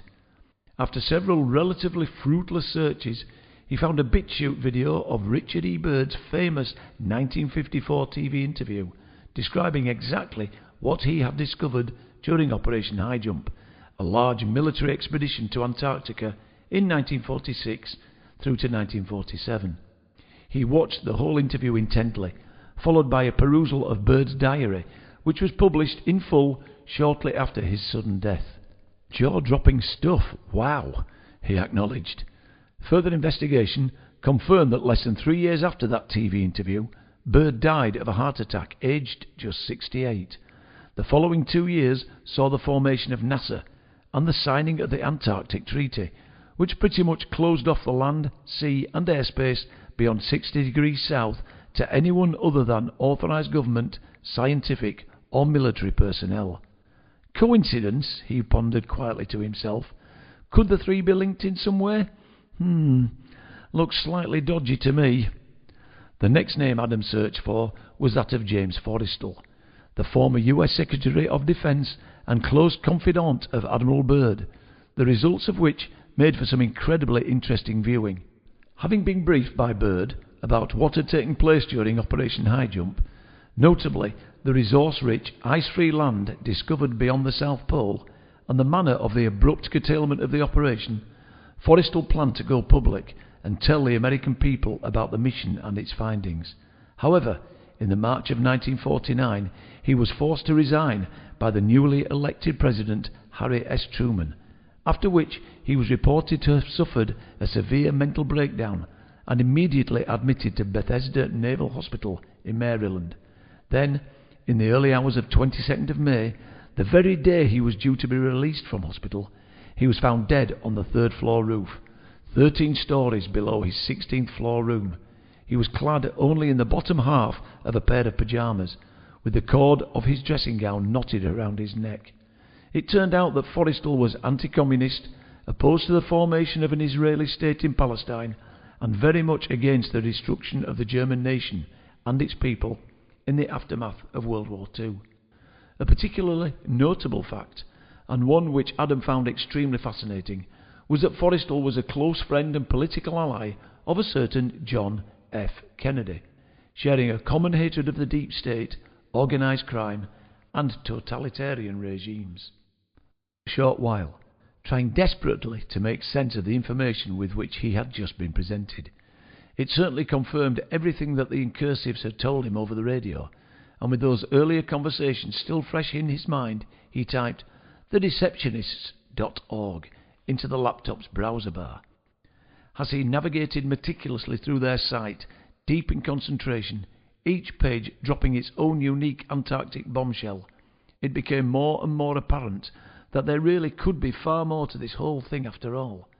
There was just so much secrecy and deception regarding the region, too many coincidences, and a whole host of draconian restrictions. Why was this? Maybe these people really are onto something after all, he considered out loud inadvertently, suddenly realised what he had said, and glancing around furtively to check that he had not been overheard. And maybe somewhere on here I can find out who the wealthy... His investigation into the identity of the benefactor was rudely brought to a halt by a loud and high-pitched bleeping from his phone, jerking him abruptly back into the here and now. A message box flashed up on the laptop screen, and the airbase's siren began blaring. Shit, he cursed. Not another one. Today was his mission standby shift. Dobbo was on a rest day, so it was down to him, yet again. He swiftly downed the remainder of his by now tepid beer. Fortunately, he'd only had the one, wolfed down the last morsels of the cheese and pickle sandwich, and with laptop under his arm, sped to the locker room to change back into his flight gear. Esmeralda was already waiting for him on the apron, sparkling clean as always, canopy open, and stepladder at the ready.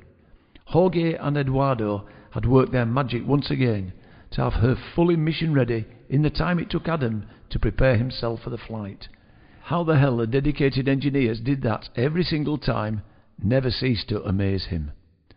An Argentine-registered Gulfstream G550 executive jet was gracefully and effortlessly cruising due south, like all those before it, but this time from Ushuaia Airport on the island of Tierra del Fuego. On board were 7 passengers and 2 crew, all from an Argentinian truth seekers group, calling themselves the Alianza Universal de Verdad y Libertad, or AUVL. The meaning of that is the Universal Alliance for Truth and Freedom. On both sides of the plane, just below the cockpit windows, were emblazoned the movement's initials along with their logo, a map very much akin to that used by both the United Nations and the World Health Organization in their respective insignias. The aircraft, the ultimate in long-range luxury executive transport, with a range of 6,750 miles and a maximum cruising speed of almost 600 miles an hour, had been fully fueled at Ushuaia in preparation for this long, most out-of-the-ordinary flight. The aim of those aboard was to cross the Antarctic ice wall, attempt to locate and overfly the unfrozen, lake-covered area described by Admiral Byrd following Operation High Jump, and to test whether or not, once the South Pole had been traversed, the southerly trajectory would switch instantaneously to a northerly one, with the compasses they had all brought along with them swinging round a full 180 degrees the second they passed it. As Esmeralda darted skywards through the low grey cloud enveloping the base, Adam wondered what this particular intervention would bring. He headed west-southwest from King George Island and intercepted the Gulf Stream at 61 degrees south, a full 80 miles inside the exclusion zone, immediately informing Prendergast. "Just made contact with the incursive, Mike," he announced. "Gulfstream G550, registration LVFLA, Argentinian. No livery as such, but it does have some initials on the side which I can't quite make out from here. Oh yes, and a logo too. Some kind of world map, I think. I'm alongside now with the G550 to starboard. Altitude 43,000 feet, speed 500 knots. Over."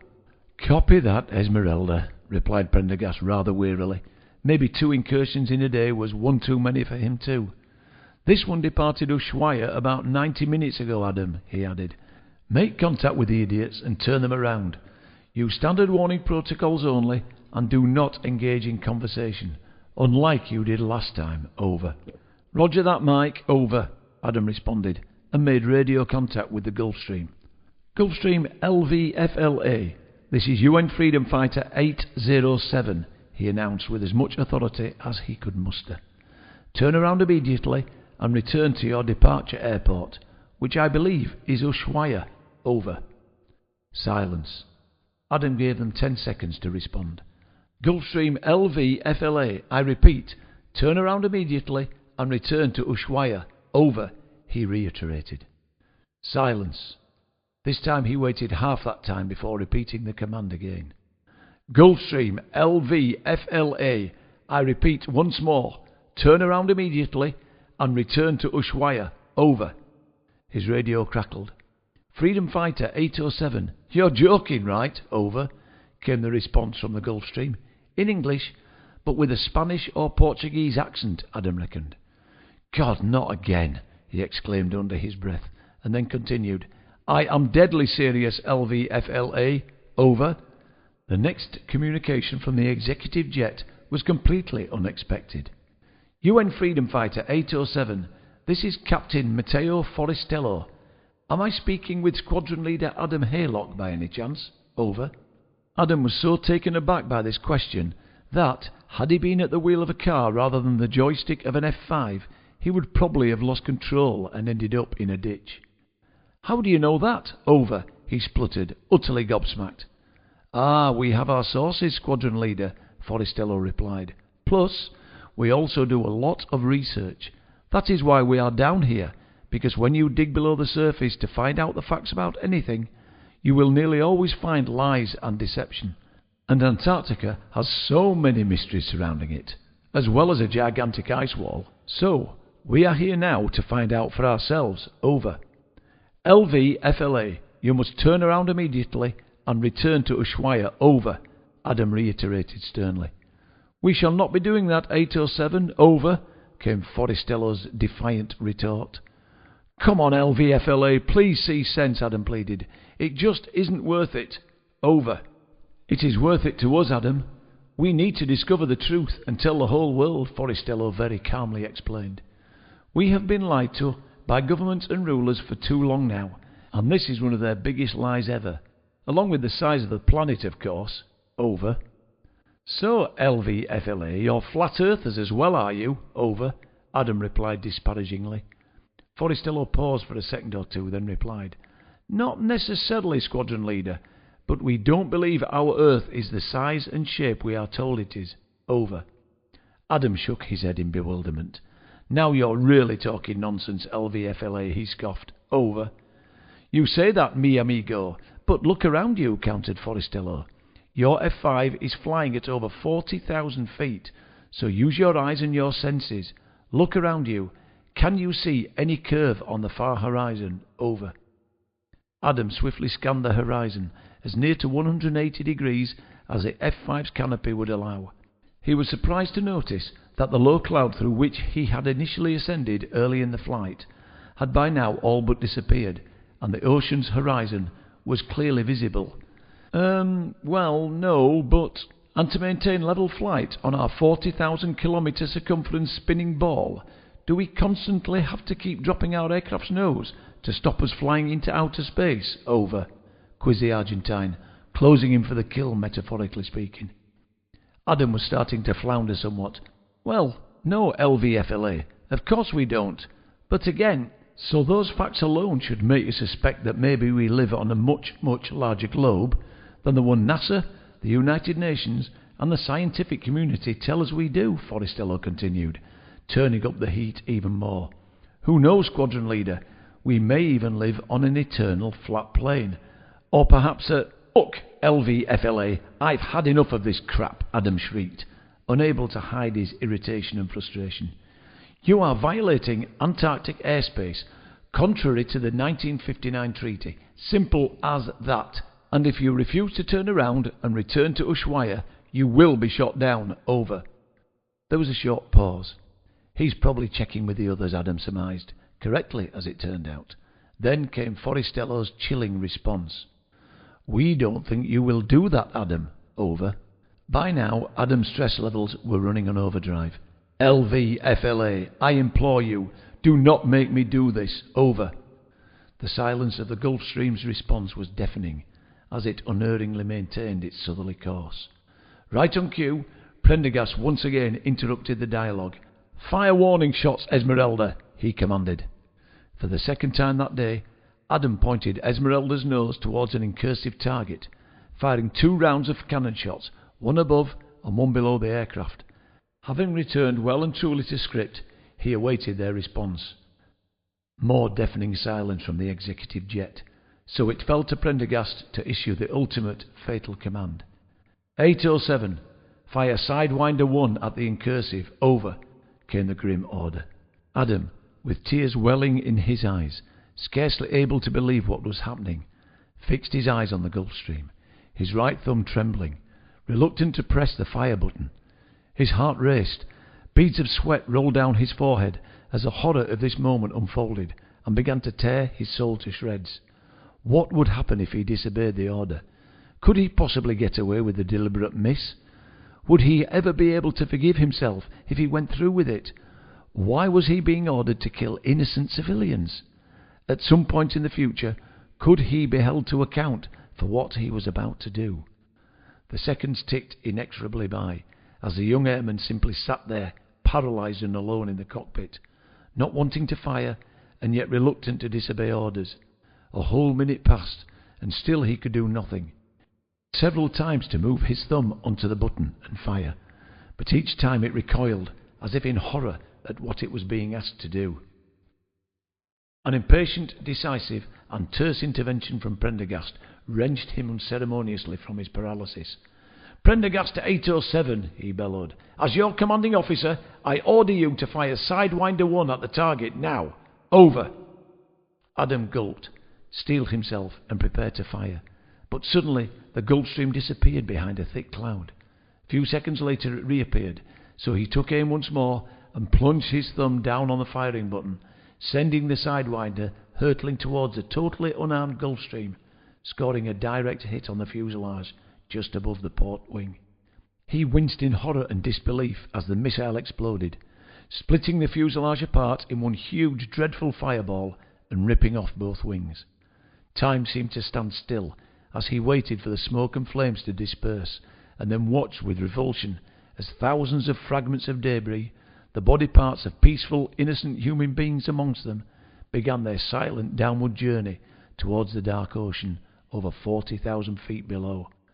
As he made his way back to Teniente Rodolfo, banging his fists against a canopy window, he sobbed relentlessly, yelling and screaming, "Fuck you, Prendergast! Fuck you, United Nations! Fuck you, Antarctica!" at the top of his voice, over and over and over again. Traumatized and broken by the heinous crime against humanity he had just committed.